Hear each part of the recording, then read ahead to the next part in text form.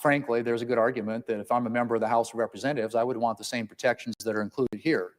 But that wasn't the case. When we drafted this, it was in response to a statute that covered the Senate only.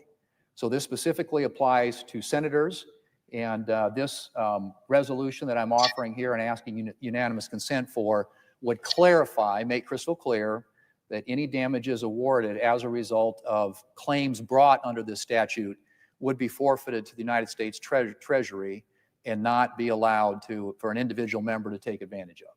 So just to be clear, no personal enrichment, accountability, and I think protection for the Article I branch of our government, which in my view, based on what we saw and what we're seeing as the facts continue to come in into the Arctic frost investigation, there was clearly a violation of the law and a law that needs to be strengthened and clarified so those protections are in place for future members of the United States Senate. And again, I would argue someday probably members of the House are going to want that same protection. So that is my request, Mr. President, that the resolution be agreed to, the resolution at the desk that makes that clear, and the motion to reconsider be considered made, laid upon the table with no intervening action or debate. Is there objection? Reserving the right to object. Recognize the senator from New Mexico. The remedy to a statutory change that is in statute is not a resolution. It's to fix the statute. And I think we should work with our colleagues in the House to address the underlying issue of protecting members without the outrageous damage provisions that were retroactively put into this statute. So I object. The objection is heard. And I would defer to my colleague from Michigan with my time. I recognize the senator from Michigan. Thank you, Mr. President. Well, Mr. President, I am just so disappointed that the UC request from my colleague from New Mexico was objected to by Republicans here on the floor of the Senate.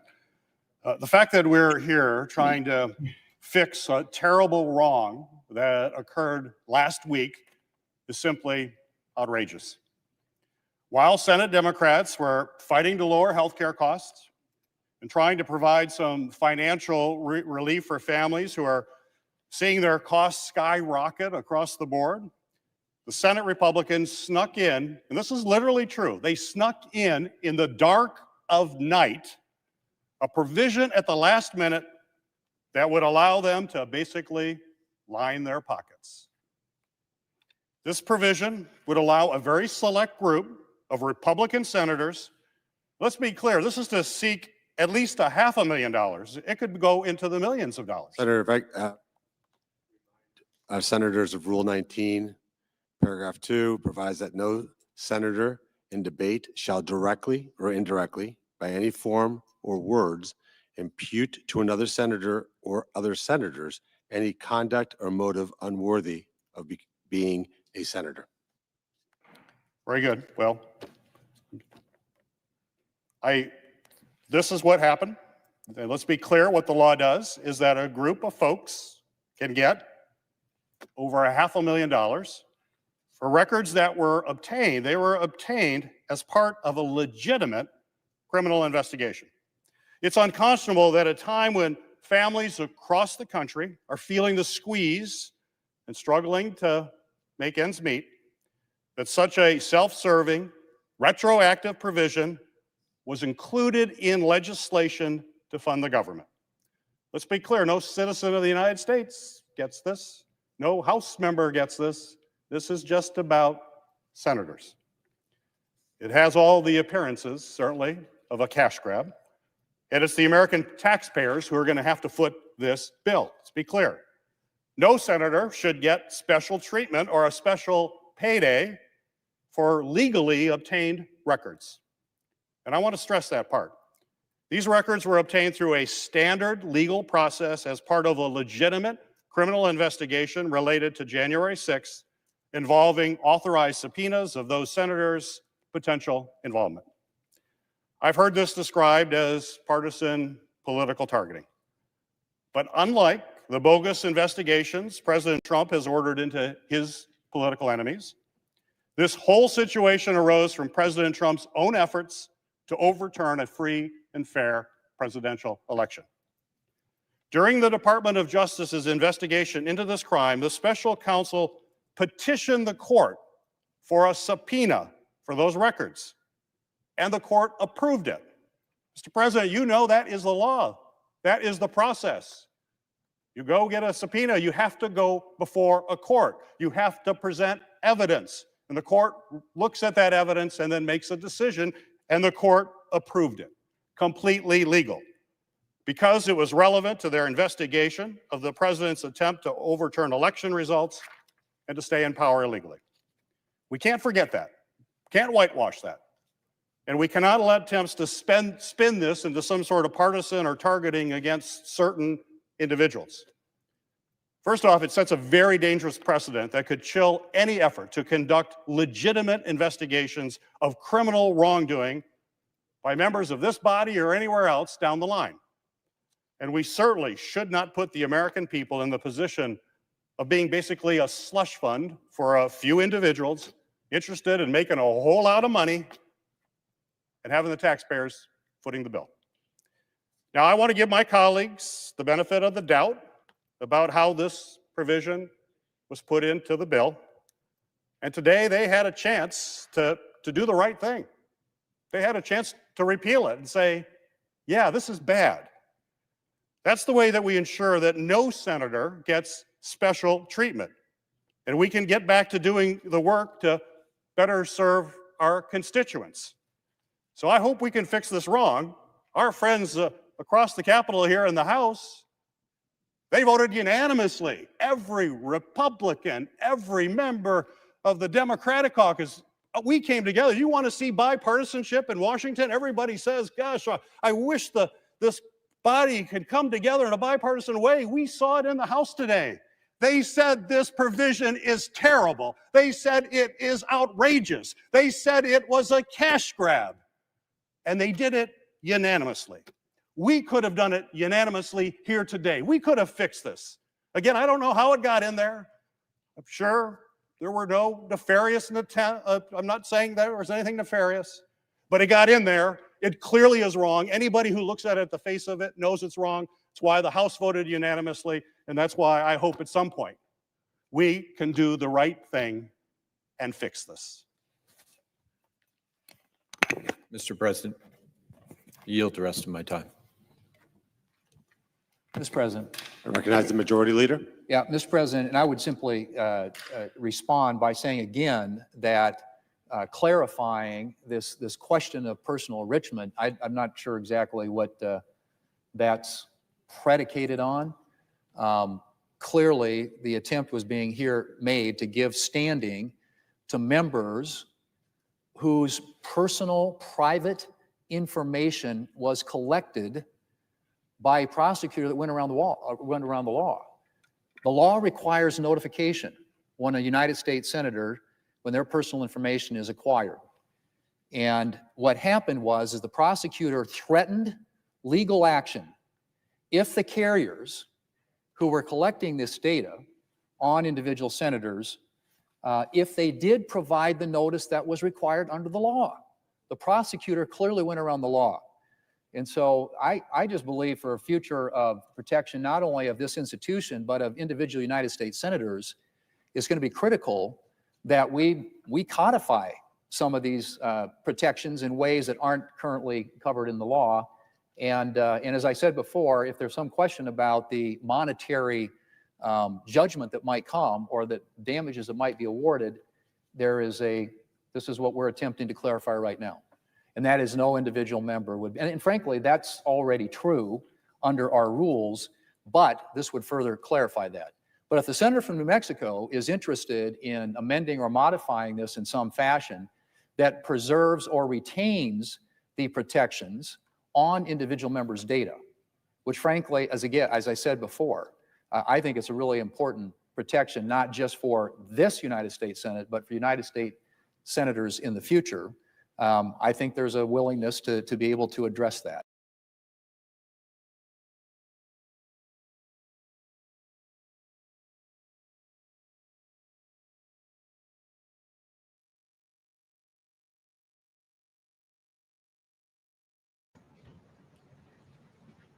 Good afternoon, everybody. I brought a very special guest with me today, as you can see, Secretary McMahon. So I will begin my remarks. She's going to speak, and then we'll take some questions. She'll take questions, and I'll take questions from you as well. First off, yesterday, First Lady Melania Trump and Second Lady Usha Vance traveled to Marine Corps Air Station New River and Camp Lejeune in North Carolina, where they spent the day meeting with students, educators, military families, and United States Marines. Both the First Lady and Second Lady were grateful for the warm welcome and remain deeply committed to supporting military families and the communities that serve our great nation. May God bless all of them. In economic news, the September jobs report showed the American economy remains strong, with 119,000 new jobs added, more than double expectations. These gains came after the summer passage of President Trump's historic tax cuts and multiple big trade deals with countries around the world. In particular, construction jobs surged by 19,000 in September, the largest monthly gain in a year. Nearly all of this solid monthly job growth came from the private sector and went to Americans rather than foreign-born workers, the opposite of what we saw under the previous administration. Inflation also remains under control, and wages are up by 3.8% over the year for American workers because of President Trump's pro-growth policies. In fact, real wages are on pace to increase roughly $1,200 for the average worker this year under President Trump. This is a complete reversal of the failed Biden era, when we saw inflation skyrocket to 9%, causing private sector workers to see their wages decline by approximately $3,000. We know that Americans are still hurting from the 4-decade high inflation caused by Joe Biden and the Democrats. But President Trump is making significant progress to fix this, and he will not stop working until he solves it. As the president recently stated, he is never satisfied. For example, President Trump's policies are working to make Americans' Thanksgiving more affordable this year, from their commute to the dinner table. Nearly 100 million Americans are expected to drive next week to spend time with loved ones for the holiday. And thanks to President Trump's drill baby drill agenda, the national average price of a gallon of gas on Thanksgiving Day is projected to be at the cheapest price since the COVID pandemic in 2021. President Trump is bringing down gas prices and providing significant savings to American families at the pump. And again, President has nothing to do with gas prices. Don't be goofy. President has nothing to do with gas prices. We expect those prices to continue to decline. According to the American Farm Bureau Federation's annual survey, cooking Thanksgiving dinner will also cost less this year than it did last year and is down about 5% overall. The average price for a staple of the meal, a 16-pound frozen turkey, is down more than 16% from last year, which will provide critical savings for families and their budgets. Every time. President Trump's entire economic agenda is aimed at putting more money back into the pockets of hardworking Americans. That's why he signed the largest middle tax cuts in history into law, from no tax on overtime, no tax on tips, to no tax on Social Security. And according to a new... Don't be fooled. The no tax on tips and the no tax on overtime don't apply to most of y'all. Don't be fooled. Study from Piper Sandler, which is out this week, tax filers can expect an extra $1,000 bump to their tax refund next year and what could be a record-breaking tax refund season. So there is more good news to come. We know these refunds will make a huge difference for Americans to help pay down their bills and use towards life's expenses. In other news this week, President Trump took a significant step toward delivering on a core campaign promise to finally close the Department of Education. To shrink the bloated federal bureaucracy, the Department of Education just entered into new interagency agreements with 4 agencies: the Departments of Labor, Interior, Health and Human Services, and State. These agencies will now ensure the delivery of legally required programs while also refocusing them to better serve students. This common sense action brings the Trump administration much closer to finally returning education where it belongs, at the state and local level, not in Washington, D.C. The Democrats' reckless 43-day government shutdown did manage to do one valuable thing. It proved that America does not need a federal Department of Education. During the longest shutdown in history, the Department of Education furloughed 90% of its staff, and America's 90%. education system was not impacted whatsoever. Not impacted Schools at stayed all. fully open across the At country. all. Students attended class and received normal in-person instruction, and our wonderful teachers received their paychecks uninterrupted. The Democrats' government shutdown made it painfully obvious that American families do not need the Department of Education. Since its creation in 1979 during the Carter administration, the Department of Ed has spent over $3 trillion taxpayer dollars without improving student achievement. Despite pure pupil spending having increased by more than 245% since the 1970s, math and reading scores are down in public schools. In fact, the most recent Nation's Report Card from 2024 showed that 13-year-olds' math scores are the lowest they've been in decades, and their reading scores are the lowest since testing began more than 30 years ago. It's clear that throwing more money at a broken system does not work, and that's why President Trump appointed the amazing leader behind me, our Secretary of Education, Linda McMahon, who is making these monumental changes at the direction of the president. We're very grateful to have you here today to talk about these changes and then take some questions. Hopefully folks in this room will have some questions on the very important topic of education. So please, Ms. I don't know, y'all. Thank you very much, Caroline. It's really a pleasure to be here with you today. So much damage to the United States, so much damage that's being done. I don't know whether we can turn it back. Okay, and thank all of you for being here as well. My purpose here is to speak directly to the American families, not just you, but to the American families, about the work this administration is doing in education to reverse our national decline with a hard reset of our educational system. That reset was a top campaign promise from President Trump. But y'all got to understand, ain't this that wrestling lady? I'm confused. She's the wrestling lady, right? Send education back to the states and end Washington's micromanagement of education once and for all. This week, we took the most decisive steps thus far to make good on this promise to you. We have linked 6 groundbreaking partnerships with other federal agencies to delegate education department programs that are redundant with existing programs at Labor, State, Interior, and HHS. These interagency agreements to cut our own bureaucratic bloat are a key step in our efforts to shift educational authority from Washington, D.C. to your state education agency, your local superintendent, your local school board, entities that are accountable to you, and we encourage parents to always be involved. By idiots. Cutting federal bureaucracy is never a popular move among D.C. insiders. A chorus of anti-Trump voices have come out of the woodwork to complain that we are defunding education, harming students, or acting without a plan. This could not be further from the truth. The majority of Americans. Wait a minute, didn't they get rid of the special education department? I mean, didn't he cut all of the funding to the special education department?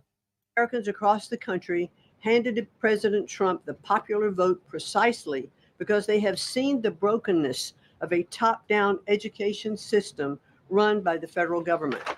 They're painfully aware that only 3 out of 10 students can read proficiently at their grade level. They know that college students are collectively $1.7 trillion in debt, and less than half of college graduates get a job that actually uses the degree which they studied so hard to This shit is wild. Just listening to this shit is wild. get. They see more teachers than ever before leaving the profession due to burnout, over-regulation, and lack of autonomy in the classroom. Anti-Trump voices are stirring up fear that returning education to the states is a draconian action. When Americans hear that we are shutting down the department, but given no other details, 51% oppose it.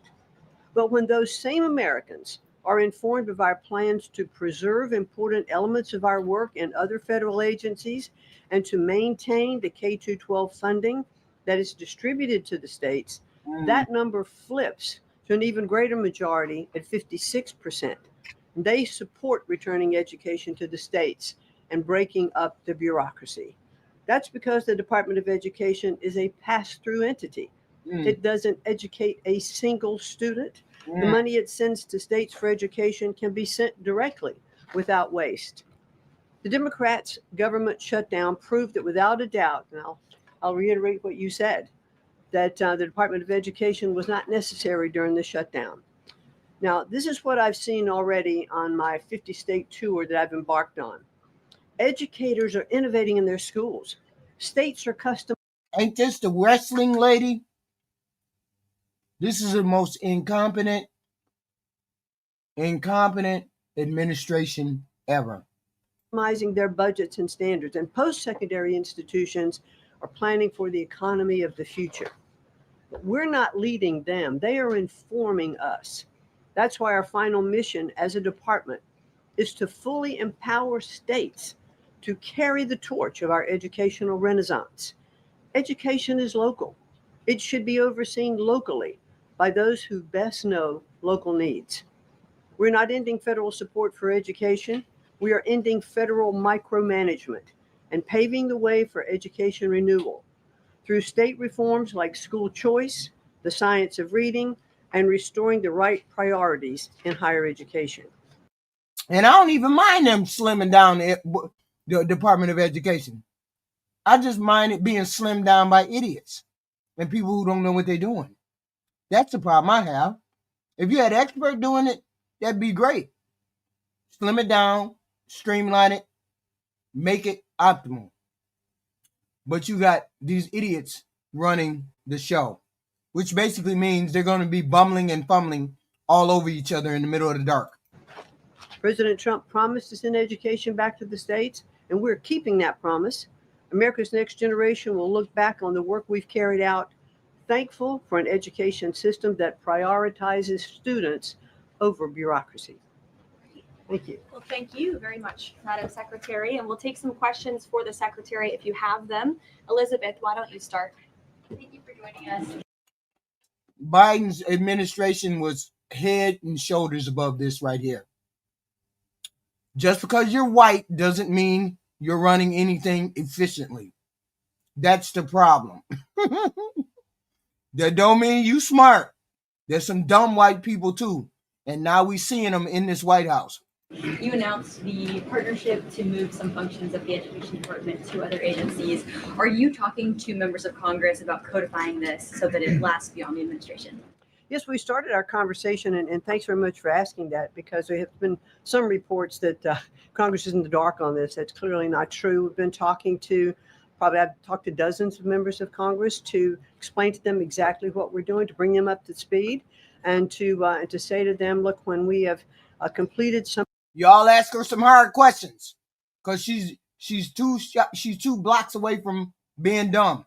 Ask her hard questions, please. Some of these transfers that are working incredibly well, then we will be looking to Congress to codify those, to make them permanent. Brian. Thank you, Secretary McMahon. What is the No, we update don't know on the that. negotiations with Harvard? I know the president has publicly pointed to you as somebody who's worked on that. I think you've talked about that at length, but I'd like to understand where are things with those negotiations with Harvard at this time? They're ongoing negotiations, and I feel very comfortable that we are getting close to having those negotiations finalized. It's been open door conversation all along. Deanne? Hello, Mrs. Secretary. The president recently posted about establishing a federal standard for AI. Do you know if the administration has a view on the use of AI for students in schools? And Caroline, do you know if the president personally uses AI? I don't think so. You can I've handle that never one. witnessed it, so I can't attest to that. Well, I do think AI is going to need guardrails, but I have witnessed AI firsthand. I was at the Alpha School in Austin, Texas, and the first 2 hours of every day in that school, students are learning through AI. They have their headsets on, they're in front of their screens, and the AI is really acting as like an individual tutor for those students, allowing those students that can progress faster to do that. Those who need a little catch up, it refeeds information to them. And so after those 2 hours of learning, the basics of what they're doing in their curriculum that day. Tony, why do you keep talking about the Biden administration? Let's talk about the incompetence of this administration. Stop worrying about what Biden did. Biden is not the president. Your clown ass president is the president. Donald Trump clown car president is the president. And he has his clowns on display right here, running our department, running our country. Let's please talk about the incompetence of this administration. Stop worrying about Biden. Biden is done and over with. Then they spend the rest of the day, I mean, they have good recess and all of that time, but then they spend the rest of the day in what are called life skills. And they're actually using the information that they've learned this morning. So I've seen some AI in action that is really proving quite beneficial. Michael. Thank you, Caroline. I can guarantee you that this president will go down as the worst POTUS in history. We can plan on that. I can bet you money today. I can bet you money today that this president will go down as the worst in history. And Secretary McMahon, as the Education Department continues to pare down, can you talk about taxpayer services like charter school grants and how the department will continue to assist kids with special needs? Well, we are going to make sure that there's no interruption in getting that grant money out the door. I mean, you know, that money is, it comes from Congress, it's appropriated by Congress, and we legally are obligated to do that. And the transitions we're starting to make, our first programs that went over to the Department of Labor, that was a few weeks ago. We actually signed the first interagency agreement, which we accomplished under the authority of the Economy Act. We transferred grants for WIOA and for the Perkins Act. You goofies do know in the comment section that I'm not goofy like y'all. I don't believe everything people tell me, right? You can say things 3, 4, 5 different times, don't mean I'm going to believe them. Y'all do that. You goofies in the chat believe stuff when they say it 3, 4 times. Let Trump say something 3, 4 times, you believe everything you say. I don't believe everything you say. And the really good news is that the Department of Labor has a much more sophisticated system, technology system and grant fulfilling system than the Department of Education does. As a matter of fact, our executive manager that went over with that group over to labor said he would compare what the labor system is to education's like held together by bubble gum that is not connected to any other part. So we were able to get those grants out the door more smoothly, and states have actually. I don't hate Trump. I just think he's a shitty human being. He's just a shitty human being. There's no getting around it. He's just a shitty human being. There's no hate to it. Just a shitty human being and a shitty president. Shitty human being and a shitty president. Nothing more, nothing less. Better access for those systems than they do at the Department of Education. So that's a real bonus. Take a couple more. Carrie, go ahead. After we give the 25th Amendment to your president, soon as we get that 25th Amendment to your president, I'd be more than happy to put the rest of them in jail. Soon as we give this president the 25th Amendment.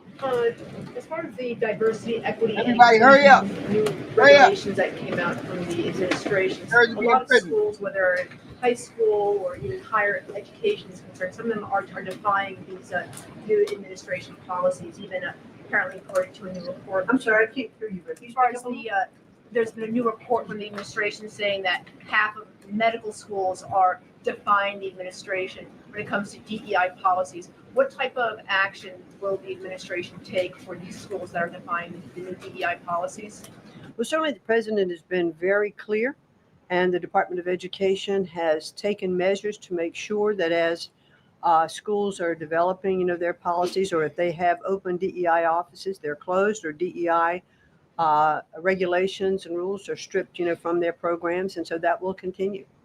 Great. We'll take one more. Go ahead. Thank you, Caroline. Sorry, Tony Tigress. You keep repeating a whole bunch of bullshit, but I don't believe it. I never believe you because you always got bullshit rolling. It's always rolling. It's talking points. Don't your head ever don't fresh air ever get into your head? Or do you just circulate the same garbage talking points? Secretary McMahon, my question is, since you said 3 out of 10 students are literate with regard to their reading capacity, would now the states help to improve those numbers since you have gone back to the states? Well, what we are finding that the states that are making great progress, Oh, I forgave. Oh, Tony Tigers, I forgave Biden for saying that. Just like you forgave your trash ass president for saying grab him by the pussy. I forgave Biden for what he said. You forgave Trump when he said grab him by the pussy, didn't you? Okay then, shut the fuck up. through their own innovation. It's not coming from the Department of Education. I think the Department of Education is really misunderstood about what our function is. We don't teach one student. We have nothing to do with the curriculum that are in any states. We are a pass-through pathway from money that's appropriated by Congress to get to the states. But what we have seen in those states that have taken that initiative and they are embracing the science of reading and returning that into their school programs. Louisiana has done it. Mississippi, they call it the Mississippi Miracle, because they were like saying that foreigners are poisoning the blood of our country is saying that is, I think, bottom or next to last in reading proficiency in Mississippi. And now they're like middle of the pack, which has been a really big jump. Florida has, Iowa has, Tennessee. So, but these are innovations that are done at the state level. This is not anything we're dictating. And that's why I'm saying returning education to the states where they really are already leading in their education endeavors. And 90% of their budget they provide. The federal government only provides 8 to 10% of the budget for education. So let's make sure that that grant money that's coming from the federal government is getting in their hands as efficiently as possible and getting to students. We don't want teachers having to spend their time and money in regulatory compliance. There was one superintendent chief who said to me that they had done some calculation in their state and that for every dollar that went into the classroom in a grant, 47 cents was spent in regulatory compliance. So let's get the money into the hands of our students and our teachers. Let's raise the level of education. The other thing I'll do, and I'll quickly wrap up for you, is this 50-state tour that I'm have embarked on. We've done about 14 states. We've shut down a little bit during the shutdown. But what I am doing is visiting different kinds of schools, grammar schools, middle schools, high schools, micro schools, private schools, charter schools, the whole gambit.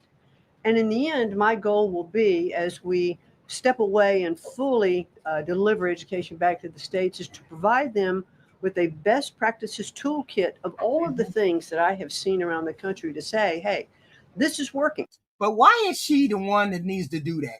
But you know what? I'm not really interested in her.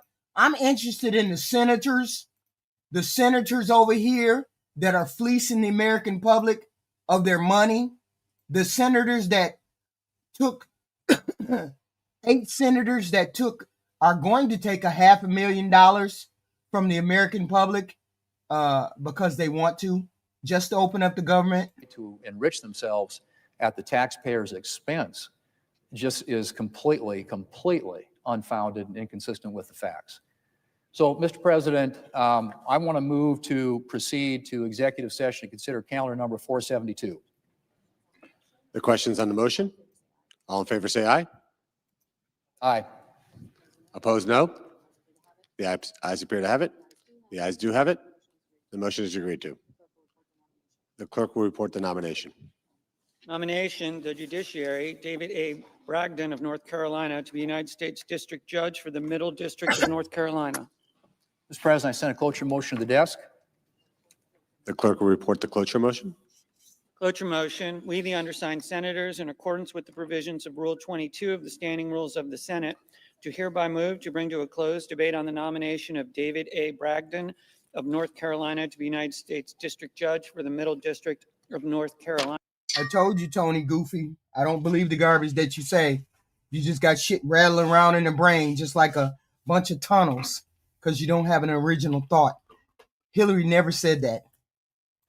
Signed by 17 senators as follows. Mr. President, I ask consent to reading the names be waived. Without objection. And I move to proceed to legislative session. The questions on the motion? All those in favor say aye. Aye. Opposed, no. The ayes appear to have it. The ayes do have it. The motion is agreed to. Mr. President, I move to proceed to executive session to consider calendar number 473. The questions on the motion? All those in favor say aye. Aye. Opposed, no. The ayes appear to have it. The ayes do have it. The motion is agreed to. The clerk will report the nomination. nomination, the judiciary, Lindsay Ann Freeman of North Carolina, to be United States District Judge for the Middle District of North Carolina. Mr. President, I sent a cloture motion to the desk. The clerk will report. Okay, yeah, okay. They're doing all of those things. Okay. So it is what it is. They're doing all the nominations. Let's do that. Let's listen to some bullshit lies. Let's listen to some more lies today from this group. In the past years, the USA legacy media is attacking President Trump for his comments about the fake news media, while they are not publishing anything about the murders of journalists in Mexico. Why do you think they stay silent about the murders of journalists in Mexico and the attacks to businessmen like Ricardo Salinas? And my second question is, Trump said he has a plan for the narco state of Venezuela. Does he have a plan for Mexico where, according to Stephen Miller, the cartels are controlling governments and territories? Sure. Well, thank you, Javier, for the question. And thank you again for being here. We're proud to have new media voices in the briefing room. As for President Sheinbaum and the president's relationship with Mexico, I will tell you that we have seen historic. You sound dumb as hell, Tony. All those farmers are Republicans. You sound dumb as hell. And all of the people that are being enriched by your president are Republican. You sound dumb as hell. How is that Democrats? Strides from President Sheinbaum and her administration in Mexico when it comes to cracking down on the cartels. They have been incredibly cooperative with the president's efforts at our southern border to crack down on illegal immigration and also the illegal trafficking of drugs at the southern border. And you would think that the administration would understand to turn around and stop doing things that they're doing after that shellacking they got in the midterms. But what are they doing? Doubling down with the bullshit. At least the president is doubling down on the bullshit, at least. And then the Republicans are following suit. You would think that they would stop and think about what is going on with the country. Take the pulse of the country. Not the pulse of the maggots. No, take the pulse of the regular, ordinary, American first people. The people who believe in America first. Because you maggots don't believe in America first. You believe in following the people down rabbit holes first. We're talking about America first. You would think that they would try to take the pulse of the American people, but they haven't. Now the president is very interested in taking additional measures against the drug cartels. He's been very clear about that. He's spoken about it. And this is. I told you, Tony, I'm only engaging with you because you're just like a gnat. Stop talking nonsense. It's a promise that he made to the American public. And so his national security team is discussing these options all of the time. And on the campaign trail, the president promised to take on the cartels. He has taken unprecedented action to do so. And he has left additional options at his disposal on the table. So those are only decisions that the president can make. Thank you. What about the silence of the legacy media about the murders of journalists in Mexico? 150 journalists have been killed in the past years. Yeah, well, it's certainly something I wish the media would report on more, and it's something that this administration absolutely condemns. I can't speak for the media, but I can speak for the president. That's not something. Stop repeating the lies, Tony. We're way past that. We're on to the Epstein files. Stay on subject. You're on some dumb shit. Dumb shit means you're still talking about borders being open. We're not talking about borders being open. The people are already here. What we're talking about is opening up the Epstein files. Focus. Something he wants to see. Thank you. Sure. Thank you, Caroline. Is there anything that Mayor-elect Mamdani could say tomorrow that would ease the president's concerns about his future leadership in New York?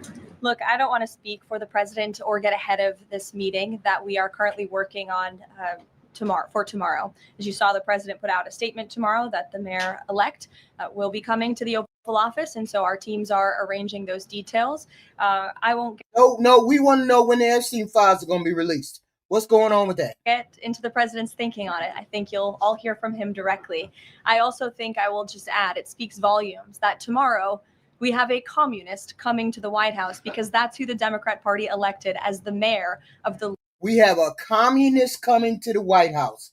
You see the rhetoric. I just want everybody to make sure they hear the rhetoric. Make sure they understand that the rhetoric like this is coming from the right. And it always comes from the right. This weird language about communism and terrorism and Antifa and the goofy shit always comes from the right. Always comes from the right.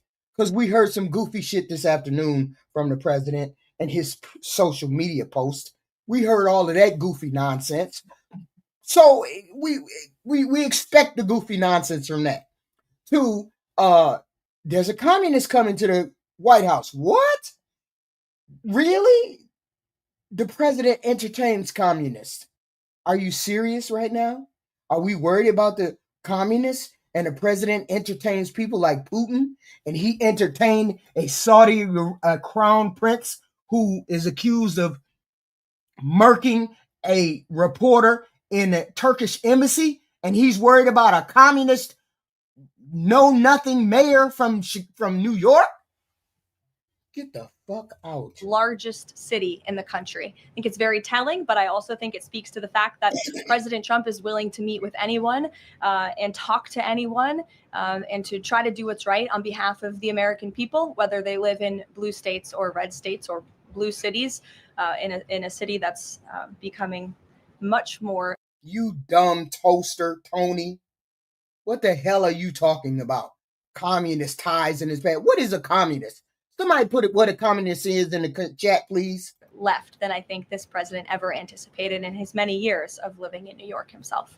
Nancy. Thanks, Caroline. This morning, President Trump accused 6 Democratic Yes, he did. Accuse 6 Democratic lawmakers of seditious behavior punishable by death. Hey, we need to pull the 25th Amendment out our ass. Pronto. Just to be clear, does the president want to execute members of Congress? No.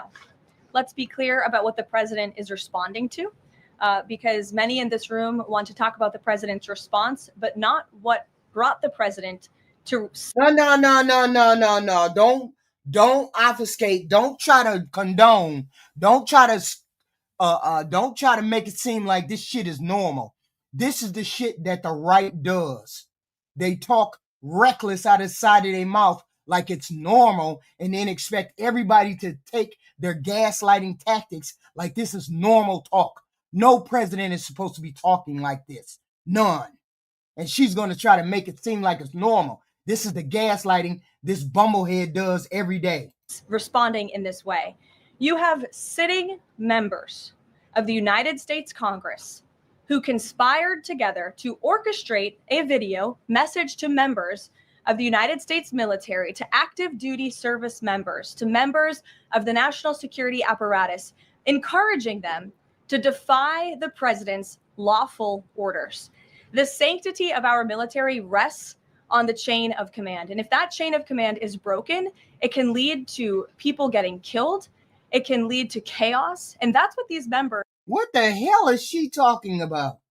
What the hell is she talking about? Service members, people who used to be service members, told our military that they're supposed to follow lawful orders and they're not supposed to follow unlawful orders. What is un-American about that? You see the gaslighting that this administration does. That's exactly what you're supposed to say to a sitting military personnel. That is exactly what you're supposed to say to the military. Follow all lawful orders. And you're not supposed to follow unlawful orders. That is more American than anything that could be said. You see the gaslighting that she's trying to do to the American public? The gaslighting this president is trying to do to the American public? Of Congress who swore an oath to abide by the Constitution are essentially encouraging. We have 1.3 active duty service members in this country. And if they hear this radical message from sitting members of Congress, that could inspire chaos and it could incite violence and it certainly could disrupt the chain of command. These 3 members of Congress, I will also add, knew exactly what they were doing. You look at Alyssa Slotkin. She's a former member. No, I'm finna find the video that they put out to their service members. Of the CIA. Mark Kelly was a captain in the U.S. Navy. Maggie Goodlander was a naval officer. And notably, she is also the wife of Joe Biden's national security former advisor, Jake Sullivan. And so these members knew what they were doing. They were leading into their credentials as former members of our military, as veterans, as former members of the national security apparatus to signal to people serving under this commander-in-chief, Donald Trump, that you can defy him and you can betray your oath of office. That is a very, very dangerous message, and it perhaps is punishable by law. I'm not a lawyer. I'll leave that to the Department of Justice and the Department of War to decide. But the president has Chris, go frequently, ahead. but Caroline, can I just follow up? The president and the vice president, for that matter, have accused the other side of encouraging political violence. Isn't that exactly what the president is doing when he says that members of Congress should be killed? Why aren't you talking about what these members of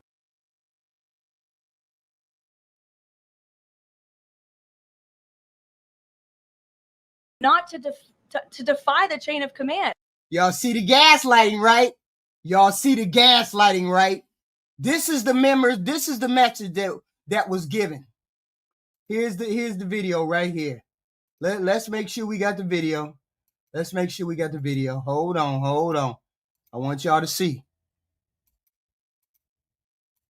Hold on. Alyssa Slotkin. I'm Senator Alyssa Slotkin. Senator Mark Kelly. Representative Chris DeLuzio. Congresswoman Maggie Goodlander. Representative Chrissy Houlihan. Congressman Jason Crow. I was a captain in the United States Navy. Former CIA officer. Former Navy. Former paratrooper and Army Ranger. Former intelligence officer. Former Air Force. We want to speak directly to members of the military and the intelligence community who take risks each day to keep Americans safe. We know you are under enormous stress and pressure right now. Americans trust their military. But that trust is at risk. This administration is pitting our uniformed military and intelligence community professionals against American citizens. Like us. You all swore an oath to protect and defend this Constitution. Right now, the threats to our Constitution aren't just coming from abroad, but from right here at home. Our laws are clear. You can refuse illegal orders. You can refuse illegal orders. You must refuse illegal orders. No one has to carry out orders that violate the law or our Constitution. We know this is hard, and that it's a difficult time to be a public servant. But whether you're serving in the CIA, the Army, or Navy, the Air Force, your vigilance is critical. And know that we have your back. Because now, more than ever, the American people need you. We need you to stand up for our laws, our Constitution, and who we are as Americans. Don't give up. Don't give up. Don't give up. Don't give up the ship. Now, that was the message that our congressmen and women, that was the message that our congressmen and women gave to the servicemen. They sent the servicemen, for encouragement. This chick right here and the president are lying, and they're gaslighting the American people, and they're telling the American people that the senators are giving them the wrong message. That's exactly the message that should be told to our servicemen and women, that they are proud of their country and they do stand by lawful orders, and they're not supposed to do unlawful orders. The servicemen, these Congress people told them correctly. That's why the White House is lying and the president is lying. And this lady right here is lying. Not to follow lawful orders. Every single an illegal order, which but is they're suggesting, Nancy. You see how she's trying to push back? They're gaslighting us like we don't understand what those service people said. That's wild. And anybody that defends this against military, you're seditious. That the president. Nobody said anything about an illegal order. They said you're not supposed to follow illegal orders. You're supposed to follow legal orders. That's what they're saying. Follow your orders. Don't follow illegal orders. Do what you're supposed to do. This is wild. It has given illegal orders. You don't know that. Y'all don't know that, but we do know he's out there killing people in the middle of sanctioned, unsanctioned waters. We do know that. We do know that. Which he has not. Every single order that is given to this United States military by this command.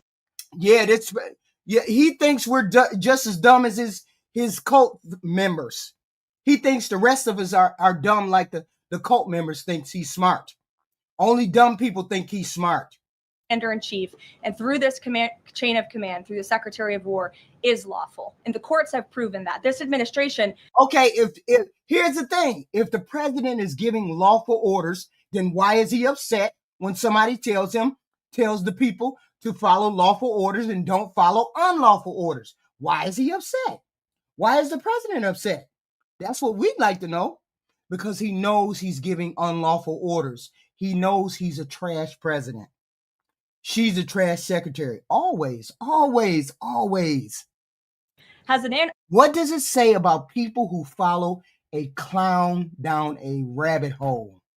What does it say about the people who follow clowns down rabbit holes? Unparalleled record at the Supreme Court, because we are following the laws. We don't defy court orders. We do things by the books. And to suggest and encourage that active duty service members defy the chain of command is a...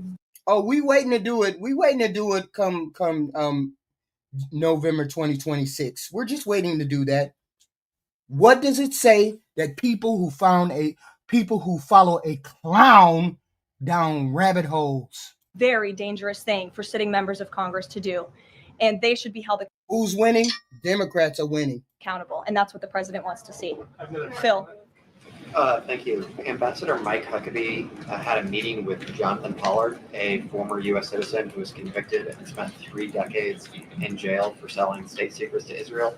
Did the White House know that that meeting was going to happen? Does the administration condone it?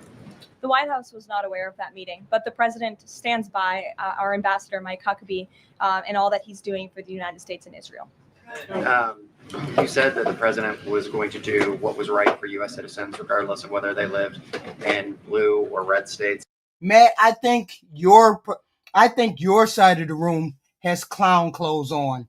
I think your side of the room has clown clothes on.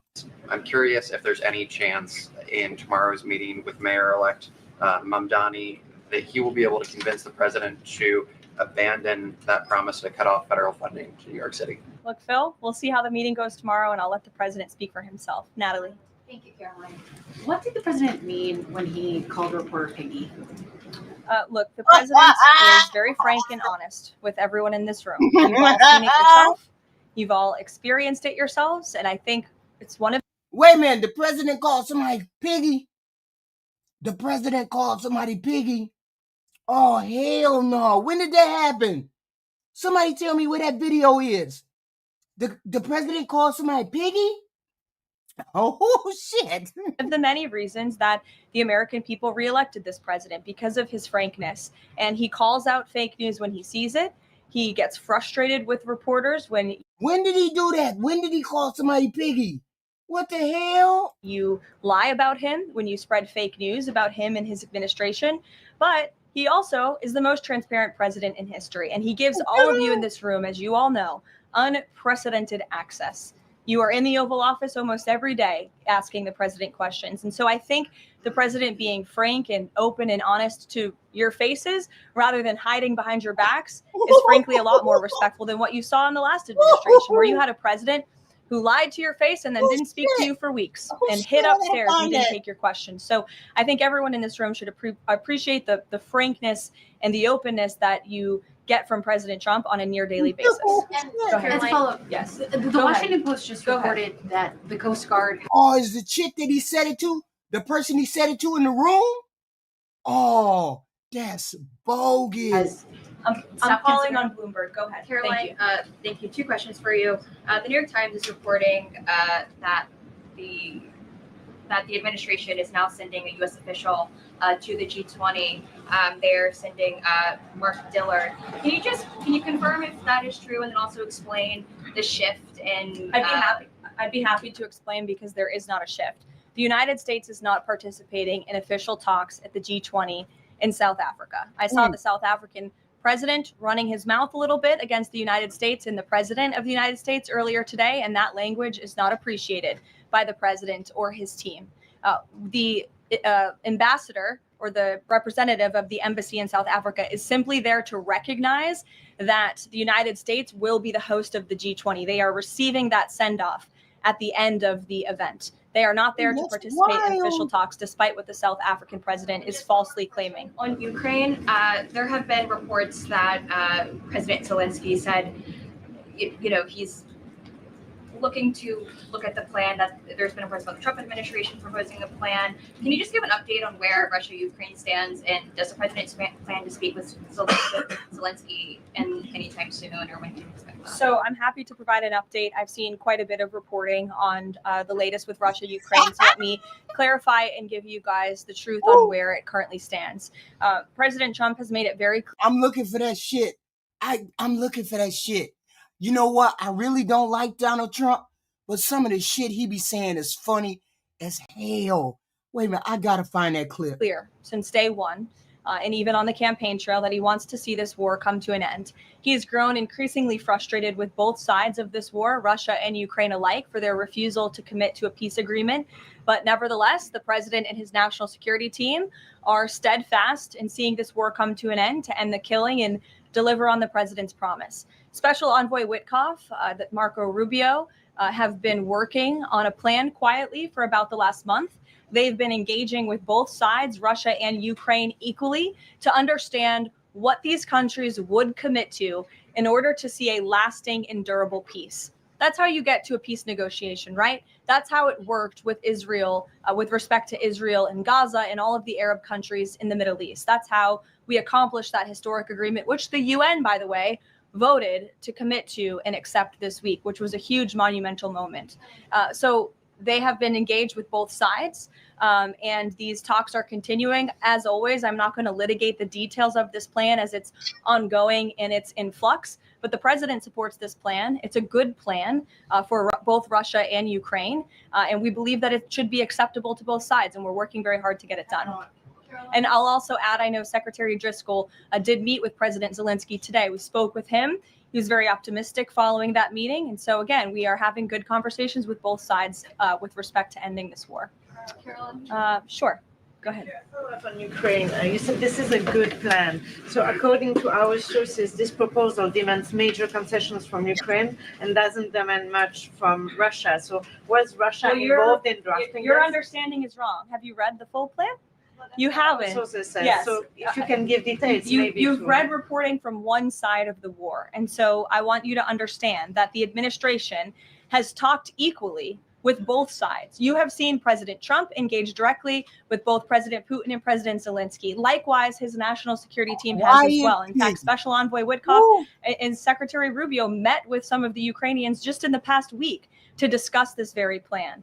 And so just like you saw with respect to Israel and Gaza, we are hearing out both sides of this war to understand what can you commit to end the war. And that's ultimately how we are going to get to an agreeable solution. That's what the president has directed of his team. I know there's a lot of criticism out there and a lot of doubters, but I would just remind you of the historic success that this president and his team accomplished in the Middle East. We believe that is possible with Russia and Ukraine, and we're hoping and working very hard to achieve that. Stephen.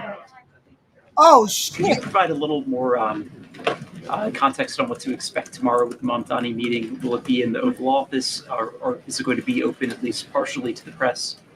I don't have any more details to read out for you on the meeting quite yet, Stephen. I know it's of great interest to you and the New York Post, but we'll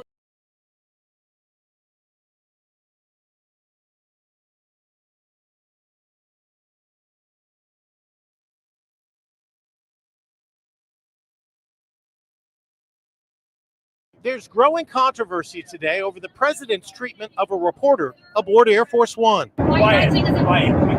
Yep, he really did call her. She was peppering him with uncomfortable questions about the Epstein file. There's growing controversy today over the president's treatment of a reporter aboard Air Force One. Yep, he really did call a female reporter Piggy. She was peppering him with uncomfortable. Hell no. There's growing controversy today over the president's treatment of a reporter aboard Air Force One. Yep. He called her Piggy. Oh, that's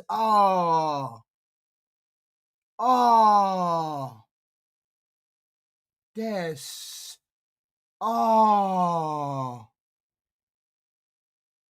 wow. I was hoping that he said Peggy. I was hoping he said P-E-G-G-Y. He said Piggy. Wow. There's growing controversy today over the president's treatment of a reporter aboard Air Force One. Quiet. Yep, he really did call a female. Oh. No, that ain't Peggy. There's growing controversy today over the president's treatment of a reporter aboard Air Force One. Quiet. Yep, he really did call a female reporter Piggy. She was. Oh, they ain't know. Y'all know better than whereas usually it's had 2 or more. Does the president plan to appoint Democrats to financial regulators like the CFTC and SEC, or does the president feel that there shouldn't be Democrat leadership at those agencies, consistent with the administration's move earlier this year to remove Democrats from the FTC and other agencies? I'm going to be completely honest. I haven't spoken to the president about the CFTC in quite some time, but I'm happy to check in with our presidential personnel office and see if there's any updates that we can provide you there. Sure. Thank you, Caroline. Last week on Fox News, President Trump said that we've had a lot of problems with the French. How would you describe the current relationship between France and the U.S.? Look, the relationship remains very strong. President Trump speaks quite frequently with Emmanuel Macron. I think they have a good working relationship. But the president is not shy to point out when he has disagreements with world leaders as well. And he's done that with respect to Mr. Macron as well. Deanna, go ahead. Caroline, there are reports that Qatar is acting as a mediator in the Ukraine peace process. Can you confirm that? And why did the president choose that country? I'm not going to get into further details other than what I previously shared, which I think was quite a bit of information. Brian? Thank you, Caroline. 2 questions. You were talking about 4 earlier in this briefing about the president's orders. You were going back and forth about what. No. See, some things you can look at and say, okay, you doing too much, you doing X, Y, and Z. This right here is the shame. That's the shame. Polluters. It shouldn't be pollute for free. If you're polluting something, whether it's your neighbor's yard with your waste, your trash, throwing it over the fence, or whether it's the river that you're dumping effluent into and ruining things for people downstream, or whether it's our common atmosphere. But when he does things like this and he says things like this, why is it that MAGA don't seem to understand that regular, ordinary people don't like him because of these things? People don't like him because of these things. You all seem to like him because he calls people names, because he hates people, because he drags people in the mud, because he likes to get down in the dirt. You all seem to like him because of those things. The rest of us don't care for him because of it. And then you act shocked and surprised that we consider him a shitty president. Yeah, I am disrespectful. That's why I don't get it. But I don't get it. See, I can be disrespectful because I'm not a president. There's a difference between me and the president. I ain't shit. Ain't never gonna be shit nowhere on the stage. But he is a president and he is supposed to be shit. And he is not supposed to be doing the things that he's doing. He's supposed to be above doing those kind of things. That's what makes him a trash human being. Okay? That's what makes him the trash human being and president that he is. Okay? I ain't shit. Y'all ain't gonna be shit. Ain't nobody gonna be shit. But he is shit. He's supposed to be shit. But yet he brings the presidency down to the lowest level. Just trash all the way around. And most people don't have respect for it. That's all. If you pollute, you should pay for the cost of fixing it. Better still, you should pay enough that you don't pollute in the first place. And the neighbor's yard isn't a wreck of your trash, and the river isn't dirty downstream, and the atmosphere is safe. Impose a fee on big polluters. 74% of Americans like that, 10% opposed. These are massive numbers in our line of work. in which we're always testing public opinion. Right. And this is without much political pressure behind those ideas. This is just the American public in its natural state saying, yes, by a better than 60-point margin, we want to impose a fee on big polluters. We want carbon pollution limits on big companies. That's where America is. Trump is in the pockets of the big polluters. So that was message one. Message two was, You know, Tony, it says something about you that you would wish people not to have food. I swear to God, y'all don't do you any favors. You MAGAs don't do yourselves any favors. Most people already think you in a cult. Most people already think that you're low level. Why you act like you low level? Why is it that you come across as low level? Why would somebody even say anything about kids eating food? Low level. That don't even make sense. Who cares about Jeffries? Who cares about Plaskettes? Who cares about those people? Why do you keep saying things about Plaskett, Jeffries? Why do you keep saying things about that? Just makes no sense. She need help. They need help. Low poll numbers. They all need help. These low poll numbers that they got. They all need help. The Republicans are in trouble. we have got to put that price on carbon, the one that the American people want, because that is the only way we have remaining to climate safety. We've driven by all the other exits on the highway. We're now left with that. And that was my second point. We absolutely have to have what is called carbon pricing, a fee, a penalty, whatever you call it, for pollution. I think y'all got Democrat deranged syndrome. I swear to God, some of y'all come out of y'all pocket and say some crazy shit.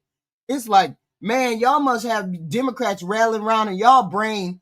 How do y'all even function at y'all job? I don't think Democrats think about y'all like that, but y'all sure as hell think about what's going on our side. The Democrats lie. 1.9% trillion waste. Waste of what? What the hell? This is part of a review from what work that the Potsdam Institute did. They looked at 1,200 climate scenarios that over the years have been presented to the IPCC. 1,200. Of those 1,200, there are 11 left, 11 out of 1,200, 11 left that put us on a pathway to climate safety, that get us back below the 1.5 degrees centigrade safety margin. Maybe safety margin, but that's the conventional one, so I'll stick with it. Whoa. Ron shout. Take your medication. Take your medication, goddammit. You crashing out. Damn, it only took 1 minute for you to come in the chat and you crashing out already. Calling me the N-word and everything. The problem is I can be the ignorant N-word, but you're still white trash. What you talking about, Ron Shout? You still trash. You still white trash. You over here talking to a dumb N-word. You talking to a dumb N-word. Crashing out. Just came in the chat and crashing out. What in the hell goes on with these people?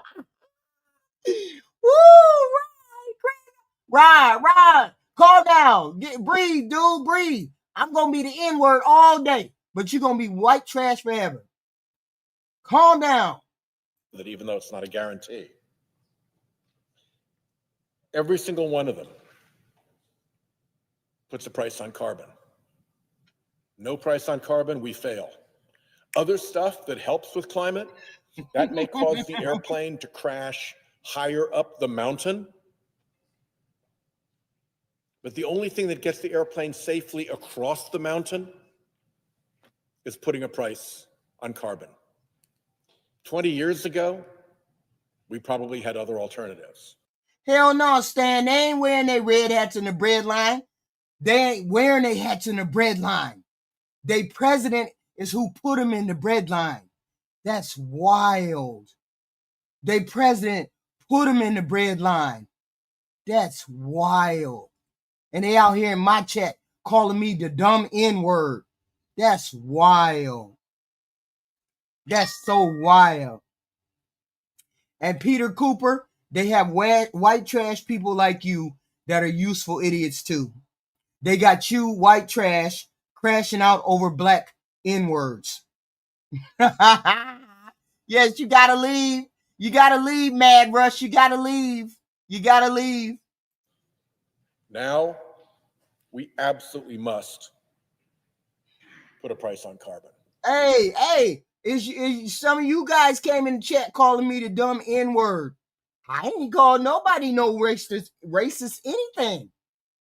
I don't mention race until you mention race and until I get triggered. Until I get triggered, I'm going to be nice and call you a toaster, but I ain't triggered yet. I love to see the crash outs though. And so when I met with... He came in calling me the dumb N-word. And that shit's so hilarious. He said, you Democrat. He said, you Democrat N-word.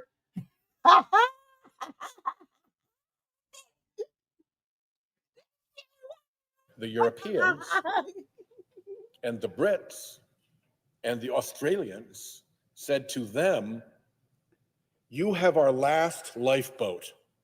Don't let Trump sink it for his fossil fuel donors.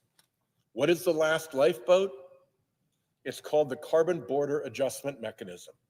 It's a global price on carbon that comes from tariffs. It's already law in the European Union, and it's about to go into effect next year. Behind the European Union is the United Kingdom. Under a conservative government, the United Kingdom decided to join the CBAM. They're in the process of aligning their internal carbon prices, and they're in the process of figuring out how they're going to charge their own tariffs. So you have the EU economy, and then soon, I hope, the UK economy joining, sending a global price signal that if you are putting in goods that are more carbon intensive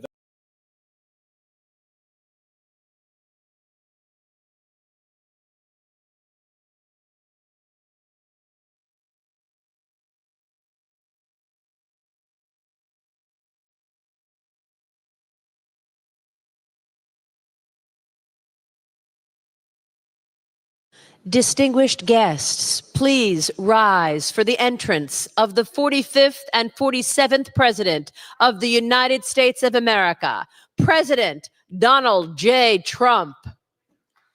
And His Royal Highness, Prince Mohammed ibn Salman ibn Abdulaziz Al Saud, Crown Prince and Prime Minister of the Kingdom of Saudi Arabia. يسعدنا نلتقي بكم اليوم في واشنطن بعد 6 أشهر من انعقاد منتدى الاستثمار السعودي الأمريكي في الرياض الذي انعقد خلال زيارتكم فخامة الرئيس، حيث وضعنا الأسس لشراكة تقوم على النمو والتنويع الاقتصادي والابتكار، كما وقعنا وثيقة الشراكة الاقتصادية الاستراتيجية بين بلدينا في خطوة تاريخية لترسيخ التعاون الاقتصادي. He's introducing President Trump to the crowd. واليوم يسرنا توقيع اتفاقيات ومشروعات استثمارية جديدة تتضمن قطاعات الدفاع والطاقة والذكاء الاصطناعي والمعادن النادرة. Yeah, this is the Sound Prince. This is the Saudi Crown Prince who a reporter went into a Turkey embassy to renew some paperwork or do something. I don't know what he did, but he never came back outside because according to rumor or strong rumor, this man right here had him dismembered in the embassy, the Turkey embassy. A reporter called Khashoggi. Yes, he's the one. This is the gentleman, the Crown Prince, who, when Khashoggi, a reporter, went to the Turkish embassy to renew some paperwork. And he had his girlfriend with him in the car, waited in the car. He was just dropping the paperwork off. He went inside the Turkish embassy and never came out. This crown prince right here ordered the hit on that reporter, and that reporter never came out to meet with his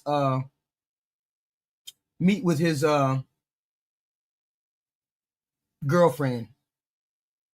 And so this guy right here, murderous dictator, of course, allegedly. I don't know whether that's true or not, but it's strongly suggested he is the one who ordered the hit on Khashoggi, right? So, yeah, really nice guy. These people are murderous people. Just because we look at these other countries and say that their leaders are murderous dictators and despots and shit like that. Don't you think other people look at our leader, Donald Trump, as another despot, mass murderer, murderous dictator? Don't you think they look at him like that too? Okay. So we just live in the country with him. Other people look at Donald Trump differently. Okay. They look at him as a criminal. People outside of the United States looks at him as a criminal, as a dictator. Like we're looking at this crown prince as a murderous dictator because of Khashoggi. Other people look at Donald Trump as a murderous dictator outside of the United States. Okay. Donald Trump is not, our presidents have not been lily white and clean. And this president for sure is not lily white and clean. President. We laid the foundations for partnership based on growth, economic diversification, and innovation, and we signed the strategic economic partnership document between our two countries. In a historic step to cement our economic cooperation, today we are delighted to sign investment agreements on projects that include sectors such as defense, energy, AI, rare minerals, and finance. This will contribute to generating. Okay. I'm just saying. Is in line with our ambitions. I invite you. Great. I'm saying we is the only racist. HQ is the only racist. HQ is not the racist in the chat. You don't get to come into my chat and call me a word and expect me not to call you a word. And I haven't called any of you racist words yet. So calm down, Tiger. You haven't heard me get racist at all. I called him white trash because he called me a dumb N-word. He called me a dumb N-word. I called him white trash. That's not getting racial.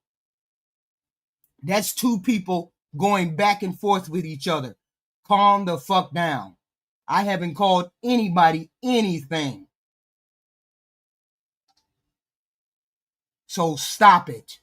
He should not have came in and said what he said to me. Otherwise, I would not have said that to him.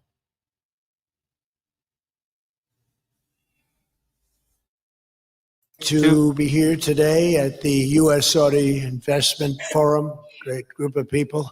The biggest, you got the biggest in the room. But some of the most talented, maybe most importantly, the word talent, successful. And you dumb toaster, Tony Tigris. Didn't you just hear me say he came in the chat and called me dumb N-word, you dumb toaster? And didn't I just say I called him white trash because he called me dumb N-word, Tony Tigris, dumb toaster? Jesus. I hope I don't have to say that again. Innovative business leaders anywhere on the planet. Whether you have come from near or far, we're delighted to have you invest right here in the hottest country anywhere in the world. Every leader is saying the United States we're the hottest country in the world. We're going to keep it that way too. But this has been, according to those that seem to say it, and I will say it, I would never say a thing like that because I want to be very modest. I always want to be modest as I can. They say this has been the best 9 months that any president has ever had. I'd say that's pretty good, right? But we've had. That's the problem. You don't get to say how good your piece of work is. You don't get to say how good your piece of work is. The people that work with you, the people that benefit from what you do, are the people that say whether your work is good or not. This is what the problem with this president is. You keep trying to tell us what good you're doing. You don't get to make that determination. People that benefit from you get to make that determination. And a lot of us have determined that your efforts are less than stellar. Had a great 9 months. Now we have to do it more than a few more times. We just have to keep it going. We'll keep it going. I want to thank my friend, a great gentleman, Crown Prince Mohammed of Saudi Arabia, for his bold leadership and deep commitment to the ties between our two countries. Thank you. Thank you. Great gentleman. Yesterday, we had a phenomenal visit at the White House celebrating the 80-year bond between the United States and Saudi Arabia. We ended with an unbelievable show last night in a room that was far too small, but the next time you're here, you'll have a much bigger room. It's gonna be much bigger. I made more enemies last night by we had 119 people. That was a record for the room. So they've wanted for 150 years. They've been clamoring for a ballroom at the White House, and we're giving them one. We're giving them 1+, Stan, and it'll be something. Stan, that's wild as hell, ain't it? Every time, it ain't a microphone he don't love. I swear to God, this president love a microphone. Get in front of it, and will talk about himself for real. If he ain't, he the most self-promoting president. The self-promoting president ever, ain't he? But you'll be here. You'll be among the first, if not the first, if you'd like. You know, we'll work it out. But you had a lot of people that wanted to be there. They really would have witnessed something that was really incredible. The entertainment last night was incredible, including our great opera singer, but including the military, the talent and the military musically is also. We have not forgotten about those Epstein tapes. Just because those tapes, just because they have made it legal so those tapes can be released, we have not forgotten what those tapes could be, what could be in those tapes. MAGA, we have not forgotten about what's in those tapes and what could be potentially behind all of this hiding. They're still hiding the rich pedophiles. They are still hiding the rich pedophiles. We can't take our eye off that ball. We cannot take our eye off that ball. So incredible. So it was great to be with you last night. Did I tell you all to please like and share and subscribe? I need subscribers. I need people who like to have fun. I like to listen to people have conversations during the day. People come over, joke, laugh, do a little roasting, talking. Please like the video, comment, share, subscribe to the feed, all those good things. You know what to do when you come in the door. Please and thank you. We always like to have a good time in the afternoon. No major stuff. I'm easy. Name one policy. I think it was something to behold. We officially designated the kingdom yesterday as the major non-NATO ally. That's a big deal. It's actually a very big deal. I hate the fact that he's holding this crown prince up.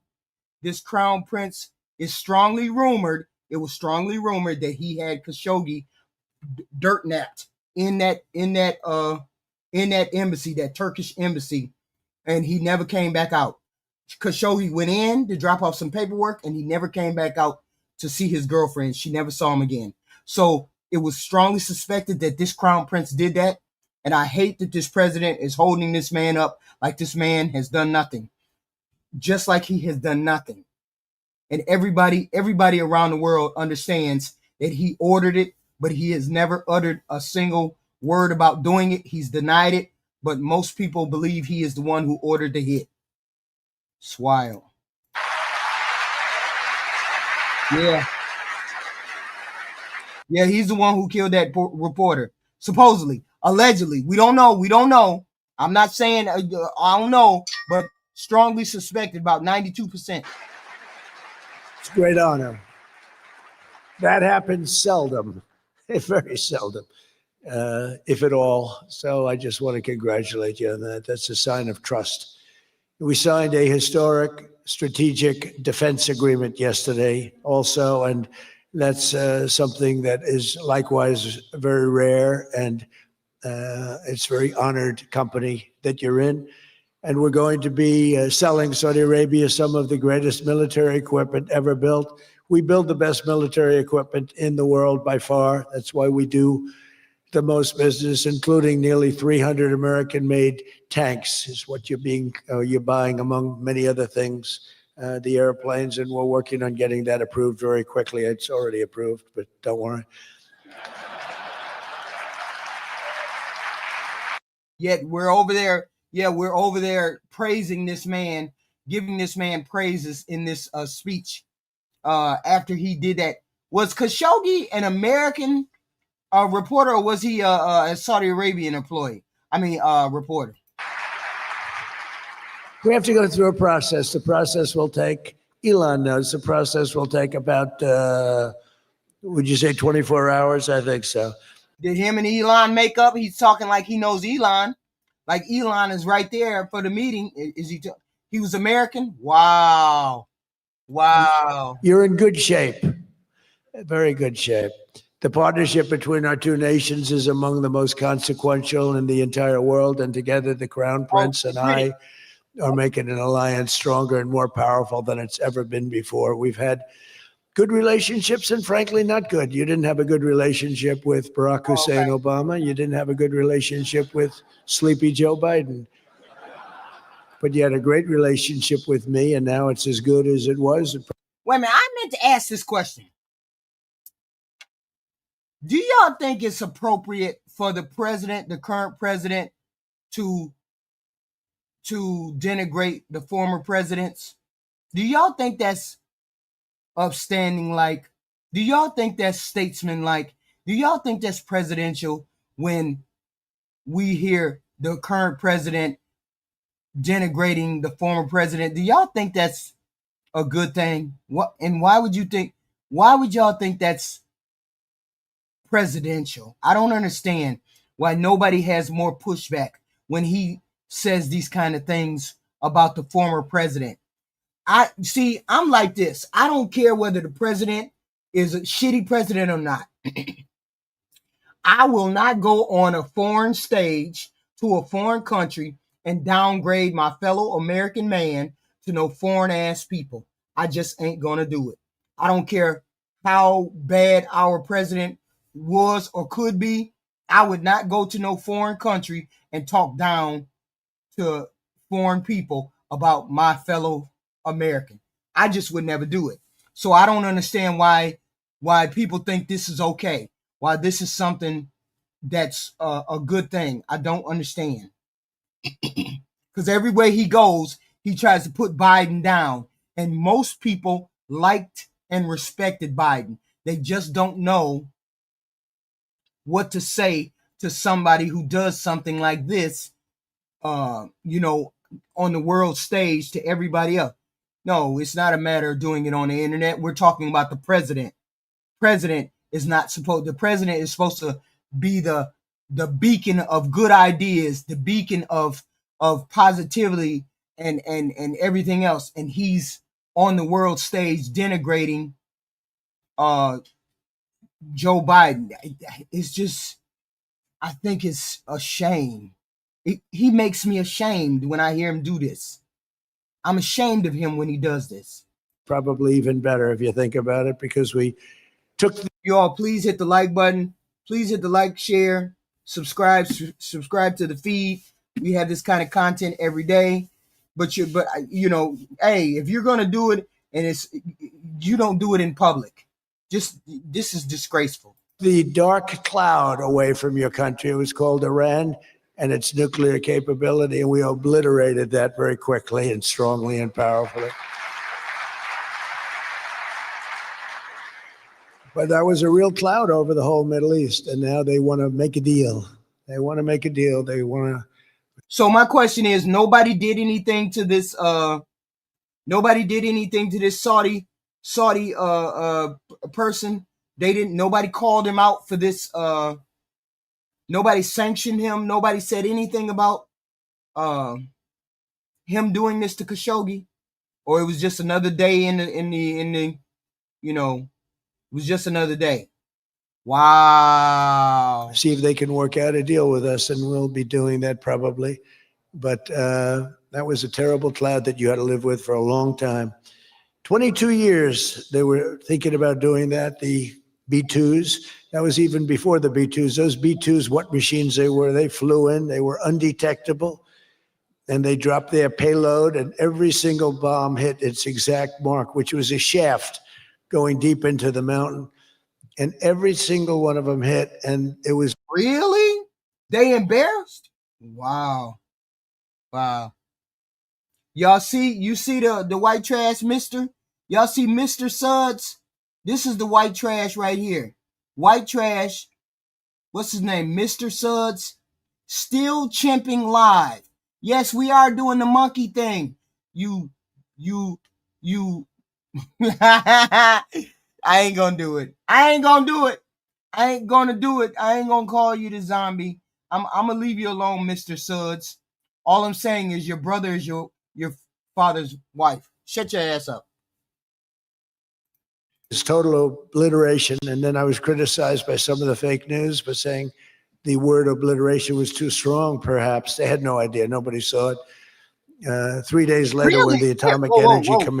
What? Did you say U.S. intelligence had audio? They had audio? Wow. They had audio of the man, so they had proof that he did it. Proof that this wow. Not what he said. Proof that he, oh my God. I know that had to be horrific, and nobody could save him either, huh? Mission went, they said it was total obliteration, beyond obliteration, they said. No, we no, ain't no president zombies. Ain't nobody the president, ain't no president the zombies. Donald Trump got zombies for followers.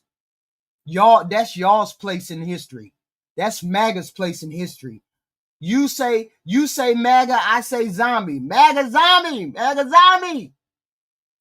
But they want to make a deal. We'll see what happens. This week, our countries also signed groundbreaking agreements on civil nuclear energy, critical minerals, and artificial intelligence. And I want to congratulate a lot of the great American leaders, business leaders that are in the room. And you'll do a great job for Saudi Arabia and for a lot of other people in the room that are buying your product, taking your product, and using your product. All of that is in addition to the $600 billion investment in the United States that Saudi Arabia now... You see, we do business with bad people. We do business with bad people all the time. I'm saying to you all, our presidents are bad people to their country too. Sometimes our presidents are bad people to their people too. That's all I'm saying. I'm not saying they are. I'm just saying when we look at some of their leaders and we say, man, that's a mean mother.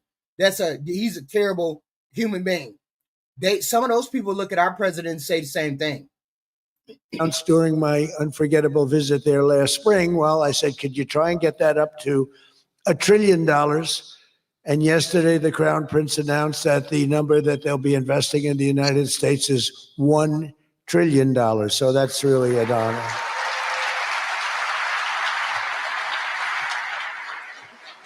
And we just took a picture backstage with some of the great business leaders and some of the great people, friends of mine from your country, and beautiful picture. And while we were taking the picture, I said, could you make it 1.5 trillion? So he's got something to think about. I don't know. We'll get something. I think we'll get something, Scott, right? But many of you in the room are playing a key role in making these projects happen. And we're told that $270 billion in agreements and sales are being signed between dozens of companies. And that's just happening today, $270 billion. That's big stuff. It's not bad. So on behalf of the thousands of American workers who I care about most, I want to thank you for bringing all those jobs and all those great opportunities to America and bringing great wealth to America. We've become a very wealthy country. We have a couple of little things. We're waiting for a decision. We hope that's going to be good, but if it's not, we'll do. We always find ways, we find ways, but we've done things that nobody thought were possible. And we're taking in trillions and trillions of dollars. Tariffs have been, frankly, the best things that's ever happened to our country. They've always been used against us, and we never had people that were smart enough. But see, here's the thing: we have the Trump keeps saying X, Y, and Z, and the experts keep saying something different. Why is it that MAGA wants us to believe what Trump says above the economist, above the pollsters, above every other person that says something opposite of what Trump says? Why exactly do people want us to believe Trump over the experts? I don't understand what's going on.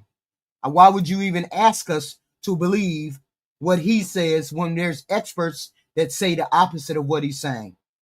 Enough to use them. Make sure you all hit the like and the share and the subscribe button, please and thank you. Please and thank you. I don't understand how you blindly just go in and believe what this president says when experts say the total opposite. In the opposite direction, but now you do. And we have taken in trillions of dollars, and it's been absolutely amazing. We're going to be doing a dividend to the people, low and middle income, moderate income people, of at least $2,000. At least $2,000?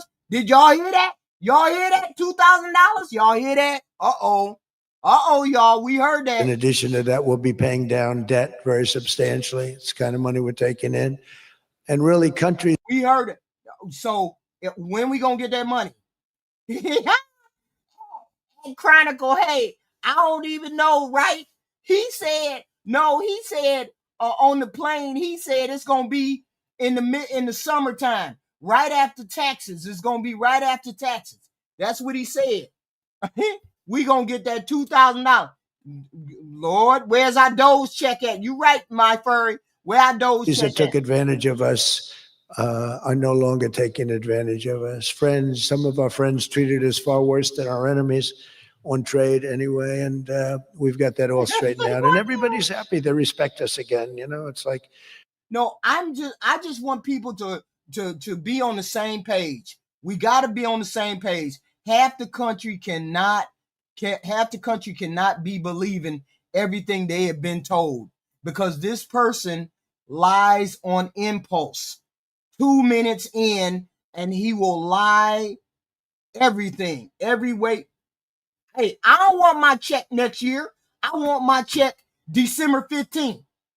I want my check December 15th. Okay. I want it December 15th. I want it for Christmas time. That's when everybody need it. Okay. That's when everybody need it, during Christmas time. One of those things. I think they like us better, and they actually respect us, and it works out much better for us too. But I especially want to thank our numerous Saudi friends here today, including. I got a list. I got the list of all the senators and all the representatives, the House of Representatives. We need to make sure that we calling them every day, telling them we want our Doge check, which is supposed to be $5,000, and we want our $2,000 check for these tariffs. We need to be calling our senators and our representatives. Oh, hell yeah. If you're going to give up the money, give up the money, goddammit. Don't be playing. Okay? Don't be playing. The ambassador to the United States, a friend of mine, Princess Rima. Thank you very much. Great job. Great representative you have. You sent a good representative. And many distinguished ministers and members of the cabinet. He's the best con man that I have ever ran across. No, the fact that he has conned more than millions of people into believing everything he says is a testament to that rote learning, the uneducated in United States. He says things 20 times. What is those people? His representative says things 20 times and they believe it. This shit is good. They had to talk to somebody that hypnotizes people. They had to, because these simple phrases are easy. Terrorist Democrats, Antifa is bad. Make America great. And these people believed it. And even all the while, he's pulling money out of the department, United States Department, closing department. We should be flushing with cash. We should be flushing with cash. Why is it that we not flush with cash? Because he's giving it away. He's giving it away. He's doing things with it. We should have been done had that Doge check. We should have been done had that Doge check in July. We ain't seen nothing. Anybody put anything in the chat about what the big beautiful bill did for them? Because I don't know what it did for me. It didn't do anything for me. And nobody's getting anything. He conned so many human beings. I just wish everybody would wake up and say, look, we need to reverse course because this is the wrong route we're on. I wish Governor of a lot of waking up, but hopefully a lot more. the Public Investment Fund. Where's Yasser? Yasser's here someplace. Sometimes I can't. Please hit the like and the share and the subscribe. Please hit the share. Yeah, I want my $7,000, Renee. I want my $7,000. Okay, I want $7,000. You talking to $7,000? I don't believe nothing you say, but I want my $7,000. That's the way I look at it. I want my $7,000, and you can keep talking to the goofies. You can keep hypnotizing the MAGA people, but I want my $7,000. I see him dressed both ways. I don't know. It's cooler than Eric. If you think it was the Democrats, then you're really on the goofy train, and you're one of the MAGAs that are hypnotized. You're a zombie. that way. I'd dress that way if I could. Yeah. Y'all be killing me when y'all say it's only Democrats. It ain't only Democrats, it's Republicans too. Didn't you see that cash grab that the Republicans did in that shutdown bill, Eric? That 8 of them get $500,000 apiece. They put that in the dead of night. You act like the Democrats are the only ones. That's how I know you're a toaster. Because your goofy came in here talking about Democrats.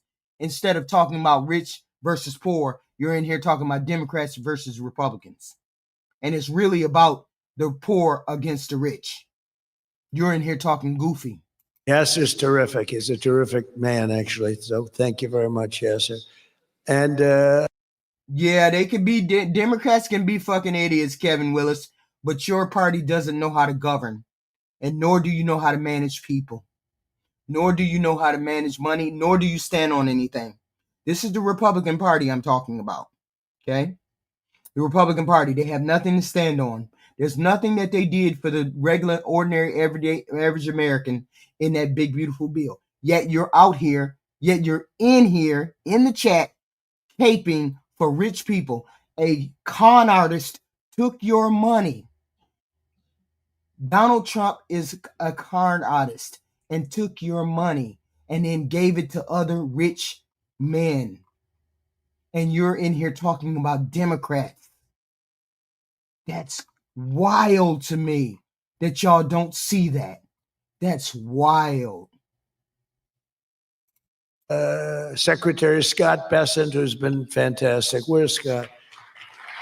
You need to get out of the chat, John Levine, because you need to get out of the chat because you're going to learn something, and I don't think your brain can handle any more knowledge. All that shit rattling around in your brain, Democrats are bad, Antifa, gay people, that's all that's rattling around in your brain because you came in the door talking 2-point nonsense. Thinking about him. Instead of listening, you came in the door talking dumb. For the Fed, but he wants no part of it. He likes being Secretary of the Treasury. I think we'll leave him. So let's cross your name off, right? Officially, right? Remember, you said that. And I'm going to keep crying until y'all get out of office because you don't know how to govern, you don't know how to manage people, and you don't know how to manage money. And you're lying to the American people. Yes, I'm going to keep crying until you're out of office. And thank God it's going to be soon enough. I love the Fed job. To me, it's the easiest job in the world. You play golf for 28, 29 days, then you go and make a little speech. Yes, I am. How to live with a pacemaker. White trash. White trash. How to live with a pacemaker. White trash. I hope your numbers are off in that ticker. Tell everybody, in the case of the current guy, the wrong information because he has no clue. But if you have good instincts, you know, it's all based on instincts. I see they want to hire 3,000 economists, 3,000, to report to the Fed chairman. What are they going to do? Take all this information? 3,000 economists. That's why they're spending $4 billion on renovating a building that should have cost $25 million to do. They should have spent $25 million. They're building a basement into the Potomac River. I could have told them that's very tough to do and it doesn't work and it's very expensive, but they're up to $4 billion headed by the... That's the wildest thing I have ever seen. That's the wildest thing I have ever seen. Poor people in the chat defending the rich people that are giving our money away. Rich people giving our money away. Bankrupting our farmers. Not putting America first. They're in the chat defending rich people screwing over us poor people. That's wild. This clown, but we have 3,000, think of it. They want to hire 3,000 economists. So they took a poll and they interviewed 71 people. And of the 71 people, 2 people got it right. 2 people. One was a great economist whose name I won't tell you because I don't like him personally, but he is good. And the other one that got it the most right was a man named President Donald J. Trump. Do you believe it? And I didn't have an economist. Well, I had Scott. But we got it right, didn't we? Huh? We got everything right.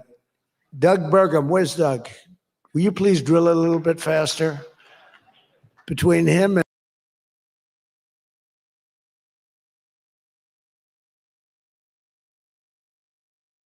I don't know about y'all, but we need to have a revolution. We need to find us a candidate that's not going to be on either side, that's going to not take the money from these rich motherfuckers and screw us over. And we need to back that candidate for real with small donations. $2 here, excuse me, $5 here, $2 here, $10 here, however we need to do it. Because we need to get these people out of office. Because these people do not do us no good. I got a question, y'all. Why is it that we can't cut back on a few things here and there? And why can't people get a bonus? Every American get a bonus, like $500 every year for Christmas. Why we can't do that? I don't understand why we can't see some of the spoils. Why is it that everybody else gets to see some of the spoils and us regular middle of the road people don't never get to see some of the spoils? Why we can't have a $500 Christmas check so what? Who cares about socialism? I'm tired of y'all talking about socialism. Socialism is already here. Okay. I'm just saying something to help the American people have hope and have some kind of be able to put some goodwill back into this country. We can't never put no goodwill back into this country to the middle class. We just never can. We always gotta bump and grind, always hustle. We can't never see a break nowhere. They know good and well when they gave us that $2,000, that $2,000 or $2,500, whatever that was, that money went right back into the economy. That went right back into the United States. Okay, we're not talking about welfare recipients, are we? We're talking about middle average income people, 30,000, 150,000. Okay, and that's the whole thing. We can't never catch a break. We can't never 30,000, 150,000. That's why I always say that amount. Tell me what benefit any president is doing for somebody that's makes 30,000 to 150K. I want to know What president does what for the middle class people? What do they do? And I'll tell you, you and Chris, turn yourself in. It is not time for you to fucking crash out. That sentence means you're already tilted over the edge. Calm the fuck down. was great on television. And he's setting records. They're setting records, but I'll never be satisfied. Drill, we got elected. Drill we must, I called it. Drill, baby, drill. Con Edison, a great utility from New York many years ago, they used to have it said, drill we must and dig we must. So when they were digging in a road, they'd have a sign, dig we must. Well, now we're putting those utilities to shame because I'm allowing all of those AI plants that are being built to build their own electric generating force, and they're building them like nobody's ever seen, and they're coming up with ideas and new contraptions like nobody's ever seen. And this way they can't blame me for not producing electric. I said, you produce it yourself. And actually they didn't believe I was saying that because nobody ever thought of a thing like that. They're building a massive plant. They were going to hook it up to a 200-year-old grid. And that wasn't going to work because there's no way of doing that. No way we could have done that. And I had the idea. This was my idea, approved by a couple of people. I said, why wouldn't that happen? They're building a plant for $50 billion. If you build a shopping center for $50 million, it's okay. It's not a bad shopping center. 500 million, you're talking about top of the line. 50 billion. So when it was first explained, they're spending 50 billion. I said, no, you mean 50 million. No, sir. We mean 50 billion. And then I saw some of them that were the size of Manhattan. I said, they did mean 50 billion. And I said, well, what you're going to do is with that, how would you like to build your own electric generating plant? And they looked at me like I was crazy because something like that, they really didn't understand it. The smart guys, they didn't understand it. They said to me at the next meeting, sir, the biggest problem we have will be electricity. I said, you don't understand. I told you last week, you're going to build your own. I'm giving you approval to build your own plant, and you will be approved within a period of 2 to 3 weeks. It used to take 20 years prior to termination. In other words, you would wait 20 years and you wouldn't make it. You'd be voted down 5 to 4. I said, we're getting you approved in a 2-week, 3-week period. In fact, Lee Zeldin, one of the superstars of this administration, I said, Lee, if it's oil and gas, get them approved in 2 weeks. If it's nuclear, add another week. Because some are going nuclear and they're doing, be careful. They better be careful, but they are going to be careful. They're the greatest people in the world. So now they come back and they actually believed it. And now they're being approved rapidly.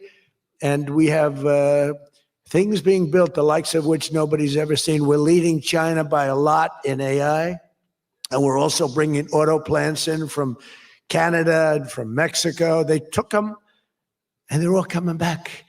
They're all coming back because of tariffs. If we didn't have tariffs, I mean, they like the fact that we won the election by a landslide on November 5th. That helped. But they're all coming back, and they're coming back from Germany and Japan. Toyota just announced, as you know, $10 billion worth of new plants. They just announced it last week. I went to various countries, and Japan was one of them. And Toyota's coming in with a $10 billion investment in 4 or 5 plants. Now, we're going to be more advanced than we were. So we led the car industry like 100% 50 years ago. We led the chip industry 30, 40 years ago. We had 100%. Then people came in and started taking it. I don't blame them. Taiwan, et cetera. They took 100% because we had no president that protected our industry. If we would have said, it's wonderful that you're going to Taiwan, we think it's great, but when you sell your product back into this country, there will be a 250% tariff. Nobody would have left. Nobody would have left. And Intel would have been a giant. Intel would have been, where's Jensen? Intel would have blown, well, he now owns a big chunk of Intel. He's got it figured all different ways. Where are you, Jensen? Stand up. You have done such a good job. And you had a good 2 days, I understand, right? Good 2 days. How's Blackwell doing? Okay. Any recent competitors? Anybody going to blow Blackwell away in the next week? They say 10 years. I don't know, maybe 2 years, 3 years. But you will not be stopping there. You'll be going further fast, right? Amazing job you've done. I want to thank Howard Lutnick and Christy Noem for being here. Christy, Howard, good job. Really good job. My daughter Tiffany's here with her great husband, Michael. Thank you very much, Tiffany. Thank you, honey. She was a great student. She went to Georgetown. She was a great, great student, and she finished really right at the top, and we were proud of you. And she was so proud, and her graduation got canceled because of COVID. But I say if her name were something else, they probably wouldn't have canceled it. They didn't like that she did so well in school. They weren't happy about it. I say they canceled your graduation because you were a great student and they didn't want, but other than that, I have no problems. You see, I don't take anything personally. Anyway, great job. And of course, hundreds of the top minds in technology, finance, and private enterprise from both Saudi Arabia and the United States. But my message to all of the leaders and investors with us today, and they are the best in the world, is very simple. Under the Trump administration, America is back, and America. That's all he can do is self-promote. He is the biggest self-promoter that you have. This is wild. Every time he gets on the world stage. Every time. I don't know whether to be embarrassed or what. What's going on every time? America is open for business, and America is actually stronger than it's ever been before, ever. We rebuilt the military in my first term. Foolishly, we gave a little bit to Afghanistan, but not very much compared to what we built. But now we're building it at levels that we've never done before. And in addition to that, we're sending a lot out to our allies, and we're making it possible for them to get it. I want those companies to build more plants, to build it faster. We want them to build it faster. The biggest problem we have is we have a backlog because it's so good. Every country wants our missiles, our jets. They want everything we have, and we got to go faster. We just have a new plane, the F-47. It won a very strong competition. It's the newest, and that was won by Boeing. Boeing is doing, by the way, Boeing is doing an amazing job of coming back. We'd love to hear what he spent billions of dollars on, Stonegate. Please put it in the chat. What $100 billion did Biden spend on illegal aliens? Please put that in the chat so we can source it. Otherwise, are you pulling facts out of your ass? I don't understand. Please put it in the chat what you mean by spending $100 billion on illegals and nothing on black people. Nothing on white people, apparently, either. So $100 billion. They spent it all on the illegal alien. Woo, who did they spend that? Where, what? Please put your source in the chat. See, they just be talking out their ass. Don't be talking about nothing. Kelly is doing a great job. Please hit the like button to share, subscribe, please and thank you. Yes, this is current. They're really moving, and it's really great to see. But they won the competition for the jet fighter. No, it's up to you to do math, white trash. You're the one putting shit in the chat. It's up to you to do white trash. And anyway, the only person that's in this chat, the only person that's in here is me. And I'm the only black person in here. Are you calling me a chimp, white trash? Mr. Sud? Wait a minute. Why the hell are you back in my chat? Why the hell are you back in my chat? Fucking dumb toaster. Why are you in my chat? And they say it reaches levels that has never. Oh no, I'm not angry. I'm over here rolling. I'm over here rolling at your white trash friend, Mr. Suds, who thinks calling me chimp gives me any kind of agitation at all. But I know he hates being a low-level white man. Never been reached, both in terms of stealth and speed and everything else that they go by.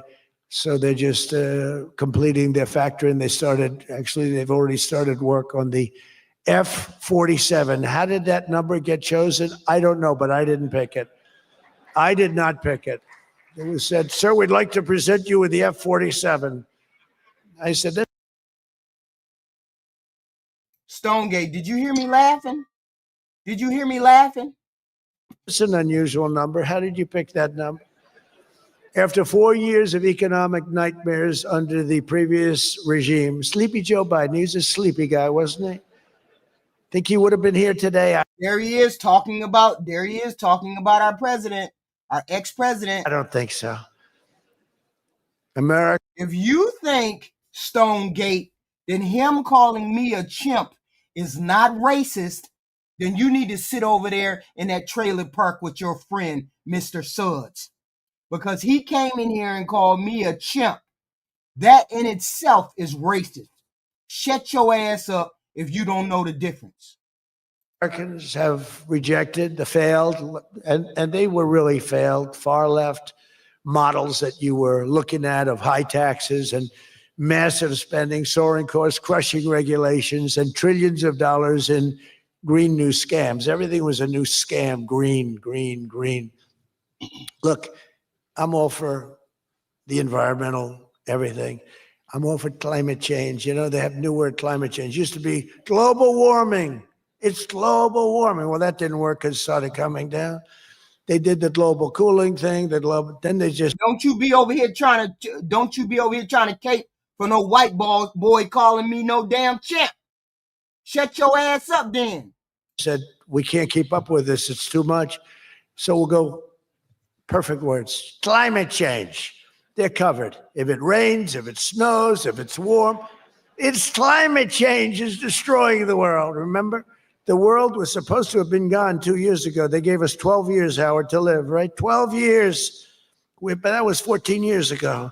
The world was going to burn up, but it got actually much cooler. They know these people. It's a little conspiracy. No need to come over here. We can all disagree. I will fight you Republicans and MAGAs all day without having to call you a name. But don't come over here and call me a chimp or the N-word and expect me to be nice. I ain't no nice person. Don't come over here and do it. You can come over here and call me a silly Democrat, dumb Democrat. You can call me all kinds of names. I call you a zombie. I call you a man. I call you any kind of name. But the minute you want to cross the line and call me something that is racial, then we have a problem. We can disagree. We can agree. I can call you. You can call me ignorant. I call you ignorant. I call you a zombie. You can call me a libtard. You can call me all those things. But don't come over here calling me a chimp or N-word. Those are fighting words, and I don't fight fair. Okay. Conspiracy out there. We have to investigate them immediately. As I was saying, this president loves to promote himself. Why not promote the things that are going on in the country that are positive? That most people are waking up and want to put America first. We want to put America first. We don't want money going to wars. We don't want money going to foreign countries. We want America first. That means investing in America. That means putting American money first. That means putting America first. That's what we want. That's what most Americans want. When we say America first. Okay. Probably are being investigated. Their policies punished success, rewarded failure, and produced disaster, including the worst inflation in our country's history. We had the worst inflation in history, and now we have. If I quit being a hater, shut up, Stone. I ain't no damn hater. A beautiful, normal inflation is going to come down over the next few months a little bit more. Okay, I'm going to give Donald Trump a compliment. I'm going to give him a compliment right now. Everybody pull your shit out and make sure you record this shit. Donald Trump can sell ice to a fucking Eskimo. He is just that damn good convincing people, and I wish he would use that fucking convention overseas to get more better deals than the United States than scamming us. That's the compliment I'm finna give him. He can he can sell ice cream to a Eskimo. That's all I'm going to say. That's a compliment, ain't it? Ain't it? Ain't it? But we have a nice normal inflation. We had the highest inflation in the history of our country. 9 months ago, our country was dead. But now America is the hottest country anywhere in the world. We're the hottest country. I don't care what country you're with. America is the hottest country considered. And we did this in a period of 9 months. We're a little longer than that, but it took me about 2 weeks to get started. We're rewarding those who build and create, invent, and invest in the USA. And you know, our tax, our big, I call it the great, big, beautiful bill. It's the biggest bill ever passed in the history of Congress. And Scott and I and all of us, we sat down and we said, let's do it, along with the Speaker and John Thune and everybody, said, let's do it all in one bill. And a lot of people were totally, they said, you'll never get it approved. And we didn't have a huge majority. We had a huge. I just don't like I just don't like the promotion of self. You know what I'm saying? Just stop promoting self. Promote the country, not just promote, not just promote what he done. Promote him, the United States, and make sure that it's America first. Okay, that's the thing. Make sure it's America first. You all hit the like and subscribe button. I appreciate it. Thank you. You like to have content.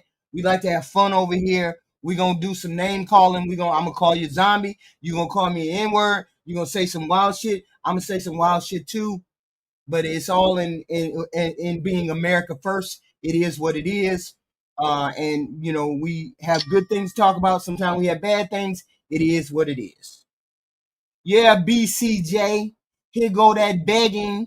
If I was begging, I'd be begging for super chats. Have you ever had me say anything about, have you heard me say anything about the goddamn super chat? Ain't no begging, but it don't cost you no damn money to hit the like button. Now do it. No, it don't. So shut your ass up. Presidential win. We want hating. It got to be self-hate. It's got to be self-hate. The motherfucker come on the channel and ask you to hit the like or the hate button, and that's begging. That's wild to me. That's wild. Won everything. We won all 7 swing states. We won the popular vote by millions. We won everything. Oh, shit. Here you go. But the one thing, we won one, it's called districts. The country has districts. And we won in terms of districts 2,750 to 550. And that's why when you see the map of the election, it's the whole country, it's all red. And it's pretty amazing. 2 little. He ain't outworked nobody. Stop that. Y'all stop that. Stop it. Your president is never going to come up to the level of Obama. Y'all can stop that right now. Blue streaks on the right and on the left, and they're very little and getting smaller. But it's been pretty amazing. But in 4 long years, Thomas, defund what? The blue states are the ones that take care of y'all red asses. What you talking about? Are you crazy? The red states, the blue states is what take care of you red states. What is he talking about? Somebody need to inform Thomas, because he goofy. He's smoking something. Joe Biden secured less than $1 trillion. In 9 short months, I've secured $18 trillion to rebuild our factory. Sure it is. Sure it's getting more red, white man from town. Sure it's getting red. You live in that bubble. Apparently you don't listen to stats or polls or anything else except the voices inside your head. Apparently you only listen to the voices inside your head. Create hundreds of thousands of jobs and bring back those beautiful words, made in America. So think of that. He did less than $1 trillion in 4 years. And in 9 months, we've done more than $18 trillion, okay? That's called success. And we think that by the end of the first year, it'll be over $20 trillion. So, and thank you very much. You helped. Sure it was. White man. Sure it was. You keep living in that bubble. You keep living that zombie life. It's called the zombie life. With that little boost you gave us, that little increase. We appreciate it so much. We appreciate you. So it's just now it's make Argentina great again. Make Argentina great again. one example. Under the deals being signed this week, workers at GE Aerospace. I think he's here. Where is he? Stand up. What a job you've done. He's a racist saying host. You see the silly shit right here? Y'all see that silly shit? He's racist host saying white man. Wow. If you took the time to look at something, BCJ, dumb toaster, you'd know that the name is white man. Dumb toaster. That's why I'm calling him white man, because that's his name. Just like BCJ is yours, dumb toaster, his name is white man. Dumb toaster. Done with your new engines. And where are you? You're there. It's not a very good location for you. I thought you have been amazing. Great new engine that's supposed to be more efficient, more powerful, and less costly. That's not a bad combination.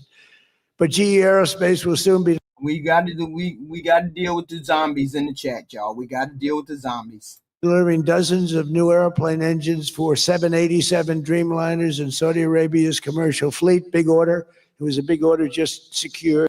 Hey, 34 felonies. I don't know how he became president either, but he became president. Look, when all the dumb people vote, this is what happens. Dumb people vote for dumb people. Jimmy stole money from the cash register at the job, and then they vote for Jimmy to be store president. That's crazy. This is where we at. What does it say that our people follow a clown down a rabbit hole? Every new job and every new factory created by these announcements builds up our middle class and really strengthens the industrial backbone of America. And, I view it differently. I used to view it as it's great, great, great. The stock goes up. I view it, everything is jobs now, because I don't care. I care about jobs. And we have more jobs. It was just announced. We have more jobs right now than we've ever had in the history of our country. Those are big. You know that the job report was manufactured, right? We can't believe the jobs report. Y'all do know that, right? Hell no! This man, don't nobody believe this jobs report. It's wild. Numbers, it's like crazy. It's just a great stat. More jobs today than we've ever had in the history of our country, and we're going to be producing a lot more are coming.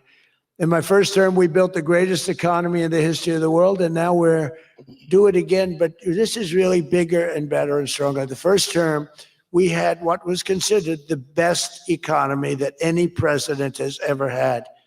That's nice. And we got hit with COVID, remember? And we did a great job. Why is he relitigating something that happened 5-6 years ago? What is going on with this president? What is going on with this president? This is wild. With COVID, but that was a horrible thing for the whole world. The whole world suffered. Your country suffered. Everybody suffered. And despite that, we had the greatest economy. And before that, forget it. We blew it off the charts. I'll never forget, I met with pollsters the day before I got the news about COVID, but I met with two. What the hell is going on? Pollsters, because we were starting to think about the next election. They said, sir. Is he at a foreign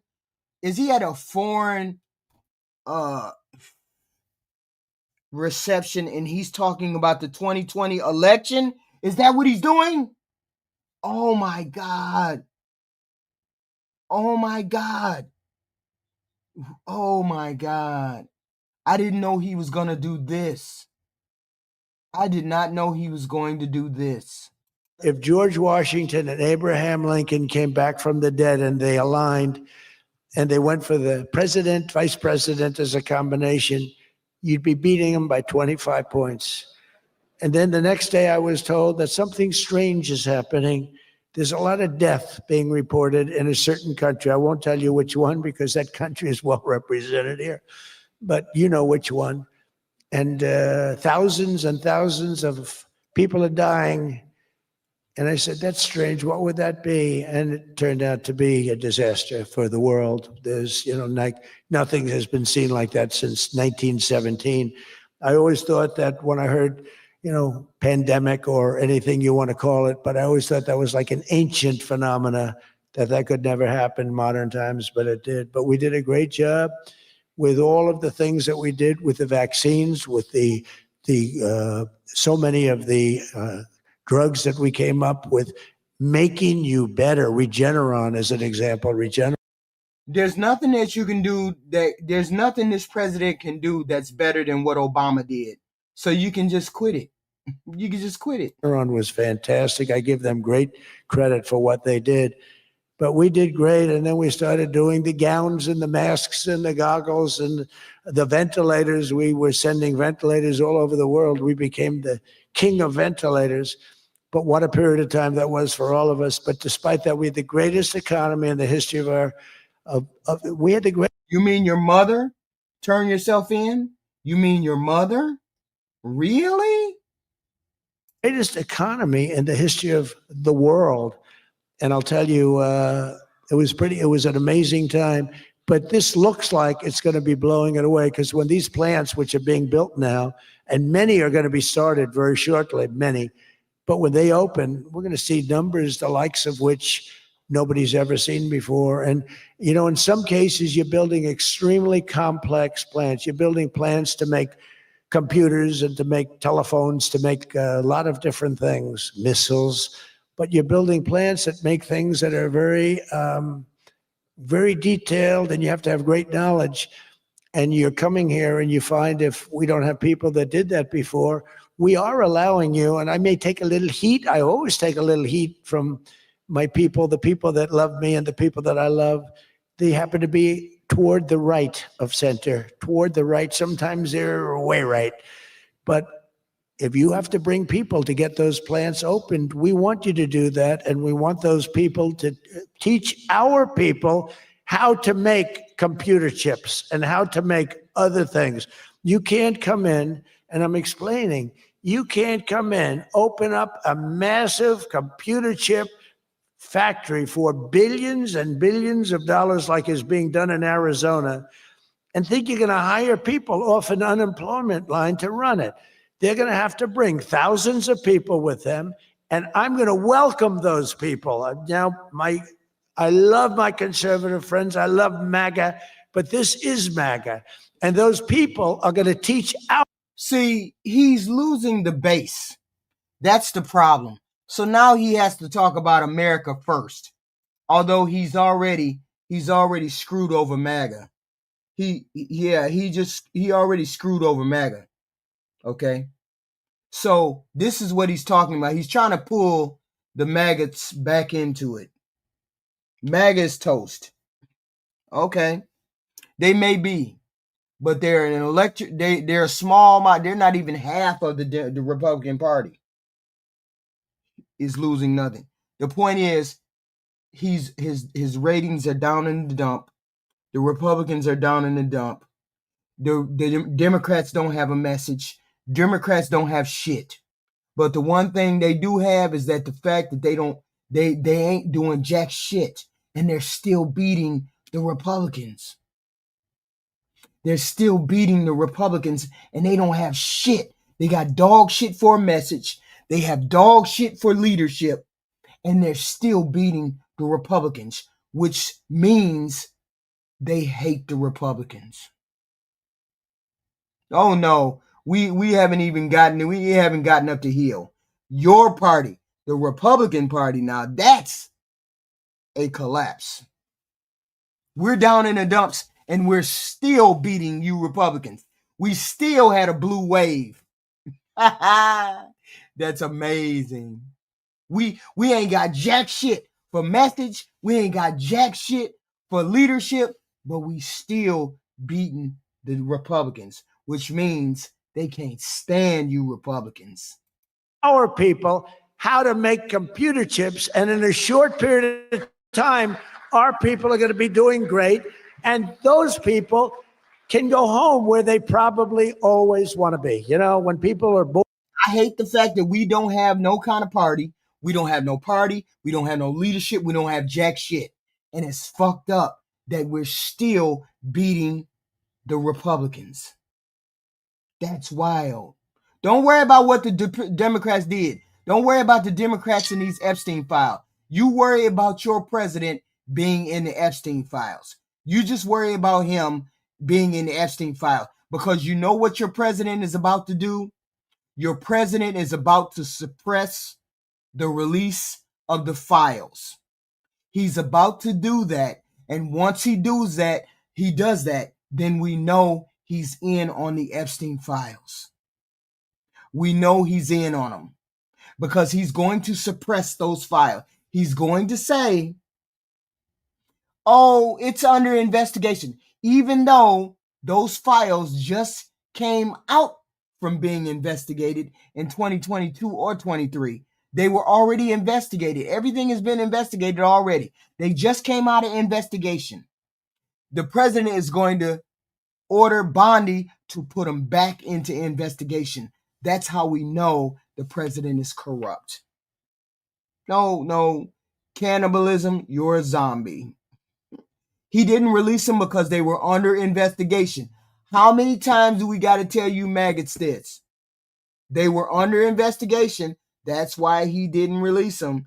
And we had the goofy, whoever that attorney general was, didn't want to appear as though he was being partisan. So he didn't want to do anything to raise any kind of flags.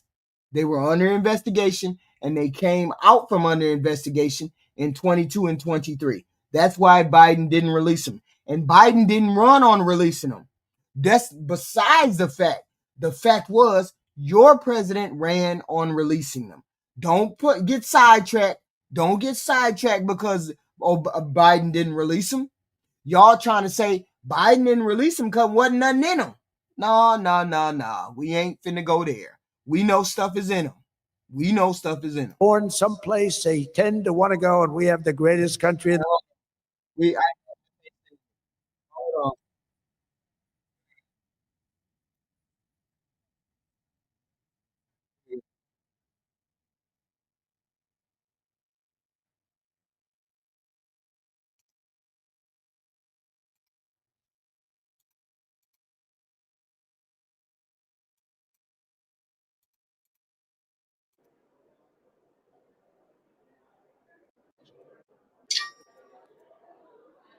Here we go.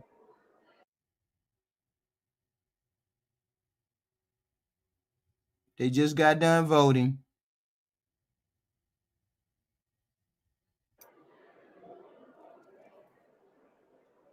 He didn't release the files because our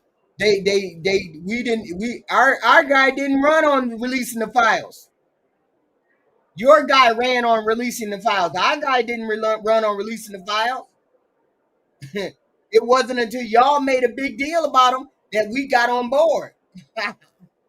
Your guy is in the files. That's wild. Your guy is in the files. And they mad because their guy is in the file. Oh, he didn't. I'm sorry. He didn't specifically say, I'm going to open the Epstein files for you. But once it started to roll, he got on board. Don't do that. Don't do that. Once he got on board, once it started to roll, he got on board. Don't do that. Don't pretend like you don't know what he did. Okay?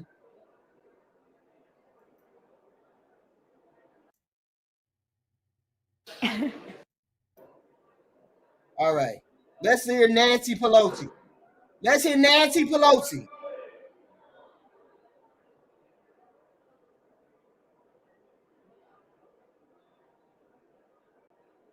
Okay.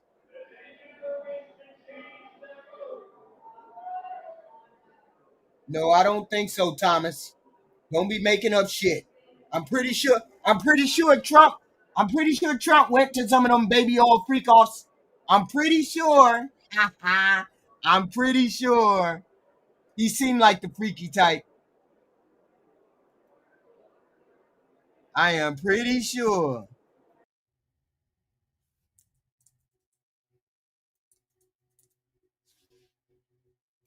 Without objection, a motion of the bill. Members will record their votes by electronic.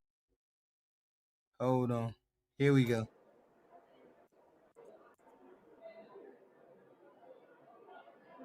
We waiting on Nancy Pelosi. She finna speak. Don't be a hater, Thomas. Don't be a hater. Hate. Appreciate. Don't hate. Okay. Nancy Pelosi, the greatest. On this vote, the yeas are 230 and the nays are 176. The bill is passed. Without objection, a motion to reconsider is laid on the table. The greatest House Speaker in American history, Nancy Pelosi. The House will be in order. The greatest speaker to ever hit the floor.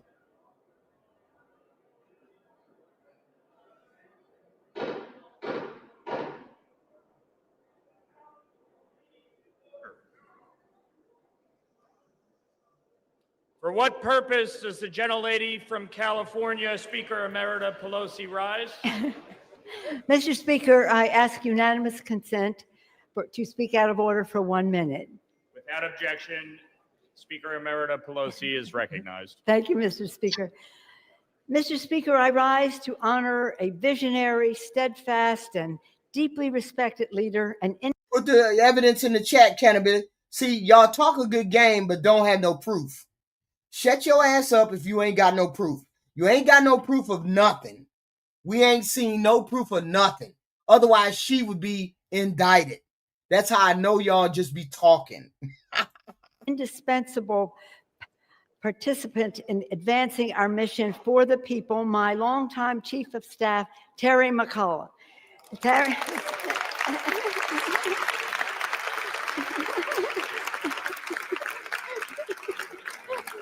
I'm not finished.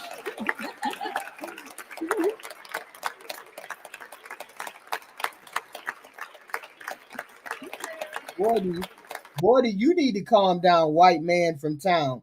You the only one in here talking about white this and white that. You need to get a grip, because I think you lost it. Terry is stepping down this month to spend more time with her family, teenagers. Terry's service has been defined by wisdom, by warmth, and by her unwavering belief in the power of public service to improve private lives. From her beginnings as an intern in my San Francisco office, a district office nearly 30 years ago, to her outstanding leadership as Chief of Staff in the Speaker's office, Terry has embodied the very best of her core values: integrity, excellence, and compassion.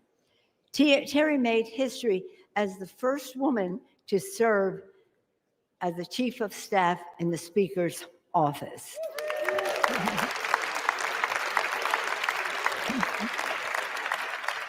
A testament not only to her extraordinary capabilities, but to her trailblazing example for women across this institution and the nation. Her leadership helped guide our work throughout times of enormous challenge and change, from strengthening our institution to delivering historic progress for working families. Her judgment, strategic insight, and care for every member of our office, our caucus, our Congress has been essential to our success. While we will miss her daily leadership, we wish her every happiness in the next chapter of her life. We look forward to continuing our collaboration, friendship, and shared mission in new ways. Thank you, Terry McCullough, for everything. For everything. I yield back. You wish she was in prison. Y'all wish she was in prison. Y'all just ain't gonna never find nobody better. You ain't never gonna find nobody better that can wrangle votes and do what she did. You don't have any proof. You don't have any evidence. You don't have any kind of indictment. Shut your ass up until you come up with it. Y'all just deal with conspiracies. That's all y'all mind do is go to goofy shit. You go to goofy shit, don't have no proof. How you go from standing on Earth to flying all the way to the moon with this nonsense? How? How do your brain get off track? How do y'all have a blind spot with Nancy Pelosi? This is wild. You MAGAs are nuts.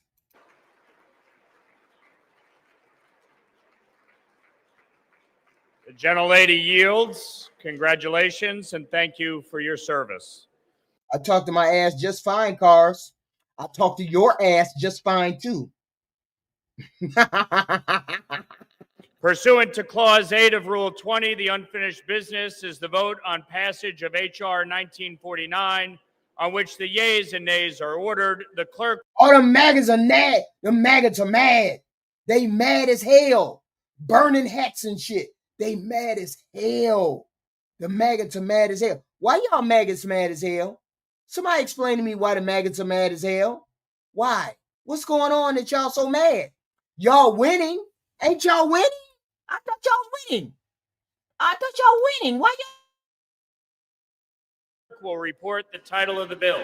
Union Calendar number 225, H.R. 1949, a bill to repeal restrictions on export and import of natural gas.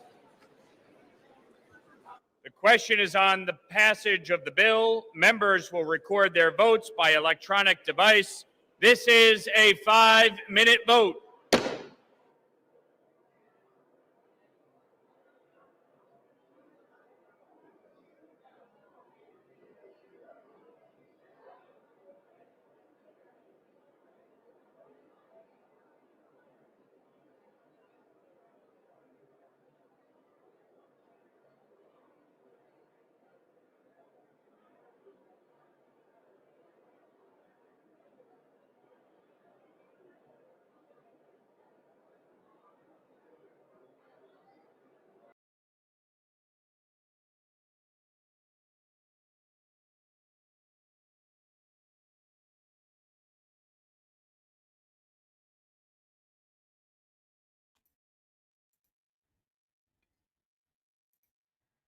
I need to play this for the MAGAs. We need to play this for the MAGAs. What's going on, y'all? MAGAs, listen. MAGAs, listen. Face. And as a country, if we don't start facing it and face that our problem is the right, not just the actual violence that they're doing, but the way that they're grooming young people to be violent.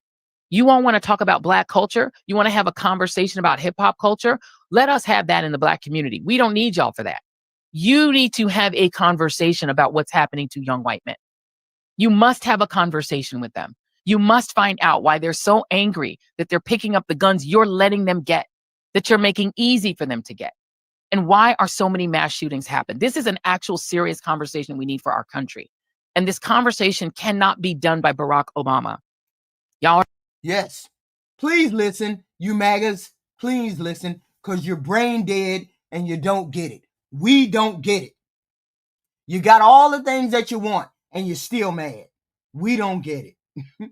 But see, that's the thing. You're never going to be better than what you are.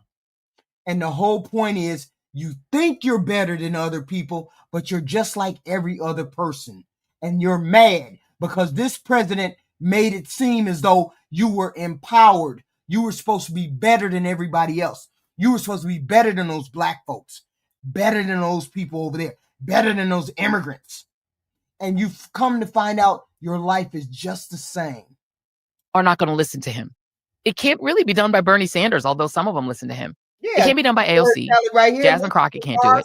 You on the right have to do it. And I don't know if there's a conservative who has the esteem of enough fellow conservatives to make that happen. Y'all ain't going to listen to Mitt Romney. But there's got to be somebody that you guys are willing to listen to say that it's enough is enough.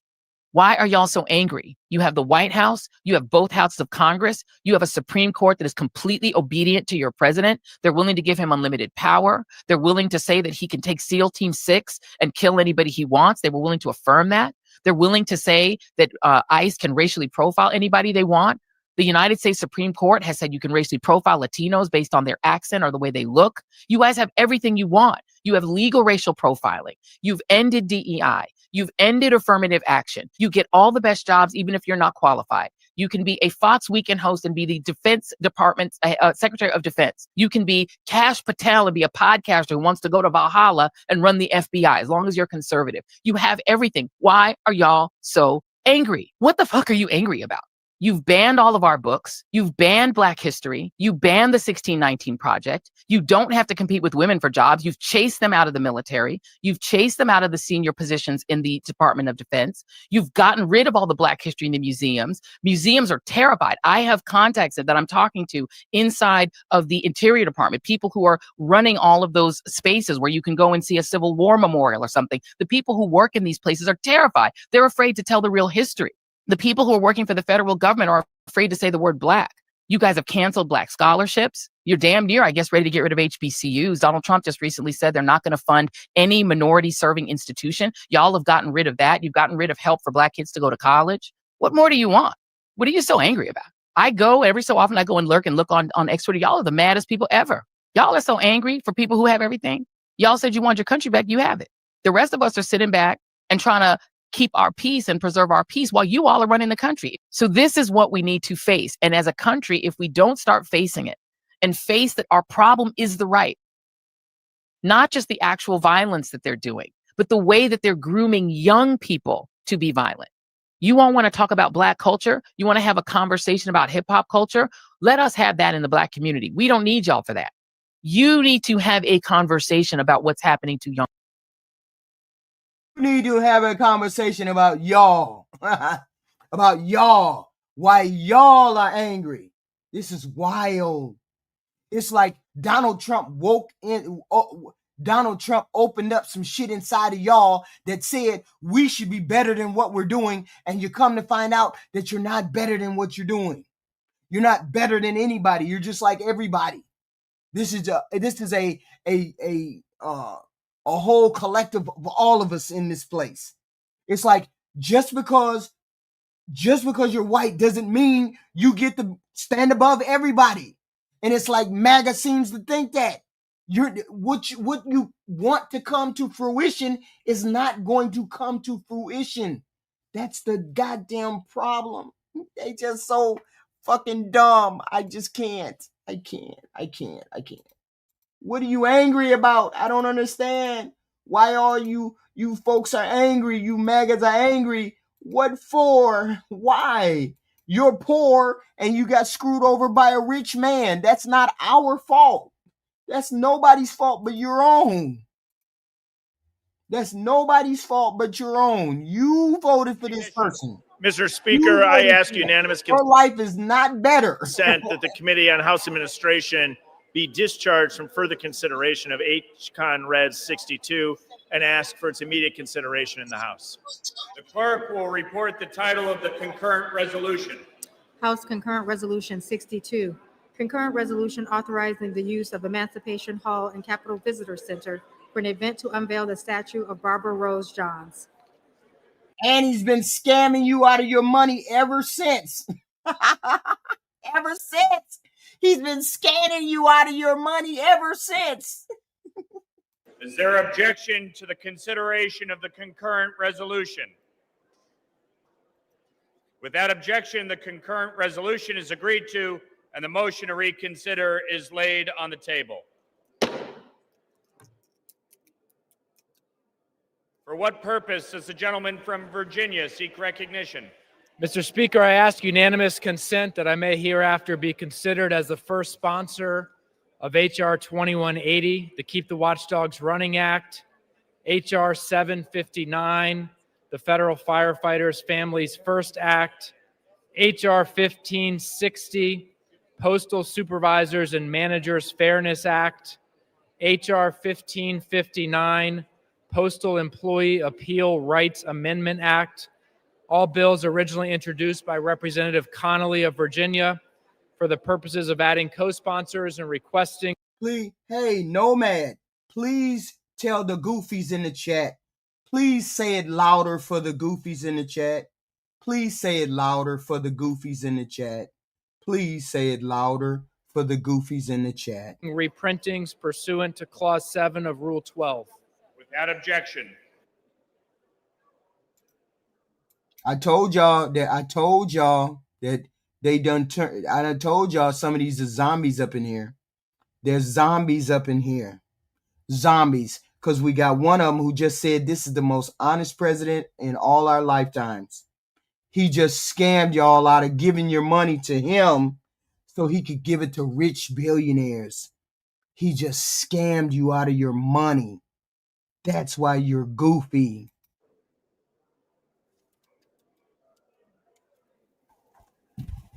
For what purpose does the gentleman from Rhode Island seek recognition?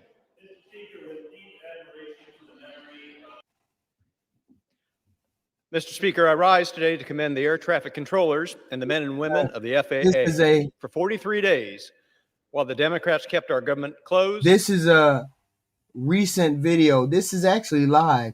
Just wild. The aviation system they rely upon and the traveling public depends upon was pushed to the brink. As a member of the aviation subcommittee, I've seen up close how critical a fully functioning system is to safety and commerce. The Indianapolis. Does anybody want to list how Donald Trump scammed us out of $230 million? Does anybody want to list how he's enriching himself by selling pardons? Does anybody want to tell the goofies in the chat how he got $1 billion deal in 2 Saudi Arabian countries to build golf course? Does anybody want to tell the goofies that? Does anybody want to tell the goofies how this president continues to enrich himself and his family? Please tell the goofies that. Selling pardons. He's selling pardons, you goofy toasters. Shut your ass up if you don't know. Yes, we're stuck on stupid just like you're glued to dumb. Right along with this president. Right along with this president, Cars. Right along with this president. You and Gerald. Both of y'all, go back to that trailer park that y'all came from because you're dumb. And you're a bunch of toasters. International airports in my district. I spent time in the tower. I've spent time in Indy Center, the regional air traffic control center. I met with the team running traffic in and out of the second largest FedEx air cargo. Didn't you just see me put in the brokest states? Didn't you just see me put the brokest states on the chat? Didn't you just see? And most of them are red states, Republican states. Didn't you just see me put those on the screen? Not the screen. I'm sorry, in the chat. Didn't you? Man, wow. Yes, yeah. Well, we're dumb toasters. Yeah, we're the toasters. We're the dumb toasters. You didn't even know your president was enriching himself with money from the American people and giving it away to foreigners and giving it away to his kids. That's how ignorant you are. Okay? Just because you're ignorant doesn't mean the rest of us are. Hub in our district, when the good people who keep our skies moving tell you what's at stake, you pay attention. Wait a minute. Let's be clear. Let's just put this one fact on the table. The fact that this president sells, S-E-L-L, sales pardons makes him a corrupt president. You dumb toasters. Makes him a corrupt president. That and that alone makes him a corrupt president. Goofy goofies. I hate talking to zombies. That in and of itself makes him a corrupt president because he sells pardons. Goofy goofies. Their work is why I pushed to secure funding to modernize our outdated air traffic control technology. We've got to invest in the next generation of controllers, cut the bureaucratic leg, and build a system worthy of the people who run it. I intend to keep at it. I yield back, Mr. Speaker. The gentleman yields for... Shut your ass up, Gerald. Shut your ass up. Shut your ass up. What purpose does the gentleman from New York seek recognition?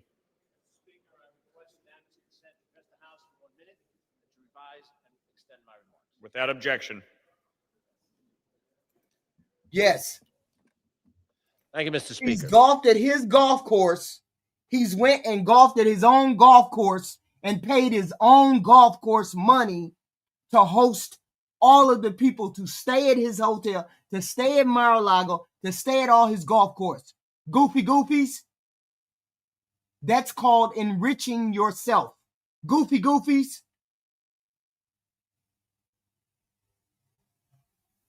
That's wild. You in the face. They know he went to play golf. They know he went to play golf. And yet they're in the chat telling me I don't know what I'm talking about. That's wild. That blindness is wild. It's called zombie talk. I must be watching CNN. Ooh, wow. I rise today to bring attention to the Trump administration's plan to raise health care prices for seniors. That's right, you did not mishear me. The Trump administration announced that they will be raising Medicare Part B premiums and deductibles will surge. Angelo, I think you need to go and take your medication because you're talking wild. You're talking wild. Around 10% in 2026, almost double the increase from 2025. Next year, the annual standard Medicare Part B premium. And you know what, Thomas? That's the bad part. Your red states get money from the blue states, and you're talking about defunding the blue states. How goofy is this Thomas person? How goofy is he? Will be over $2,400. Seniors and disabled enrollees rely on Medicare Part B to cover costs for outpatient hospital care, ambulance services, preventative screenings, medical equipment, certain prescription drugs, and more. If that's not enough, since Medicare premiums are typically deducted from Social Security payments, the average anticipated cost of living increase for Social Security will be reduced by almost a third. Many seniors who could have seen an increase of about $56 in their monthly Social Security payments will be lucky to see $38 after premium increases. This administration continues to attack Americans' access to health care and undermine affordability. This is simply a disgrace. Thank you, Mr. Speaker, and I yield back. Gentleman's time has expired. For what purpose does the gentlelady from North Dakota seek recognition? Speaker, I seek unanimous consent to address the House for 1 minute and to revise and extend my remarks. The gentlelady is recognized without objection. Mr. Speaker, I rise today to recognize the University of North Dakota for earning the Gold Award as a 2025-2026 military-friendly school. UND was named among the nation's top 10 military spouse-friendly schools nationwide. This honor places UND in the top 10% of universities across the U.S. for its commitment to serving our service members, veterans, and their families. They come over here crashing the fuck out. Crashing the fuck out. Defund sanctuary blue shitholes when blue states pay for red states anyway. Epstein did nothing wrong. Look at this simple shit. They crashing out. Crashing out. Mental patients in my chat. Mental patients in my chat. Look at Angelo Thomas just crashing out for no reason. Nobody said nothing to him, and they losing it. Wow. UND's leadership reflects a long tradition of service that dates back to its founding. This gold recognition marks a proud milestone, especially with more than 2,000 military-affiliated students enrolled this year. From peer-to-peer mentoring to faculty training and veteran advocacy, UND continues to raise the standard for how universities can support members of our military. Brandon Johnson. Congratulations to President Armacost, Director Ann. All right. Hello all. Did all hit the like and the subscribe and the share? We'll be back at 10 o'clock. We have information back at 10 o'clock. We're going to talk about something way off grid. Let's see what's going on in these cities that we got to talk about come 10 o'clock. I don't know whether it was AI or not, but I got to investigate something because I want to come back at 10 o'clock and talk about it. So, y'all make sure y'all hit the like and subscribe button. Please and thank you.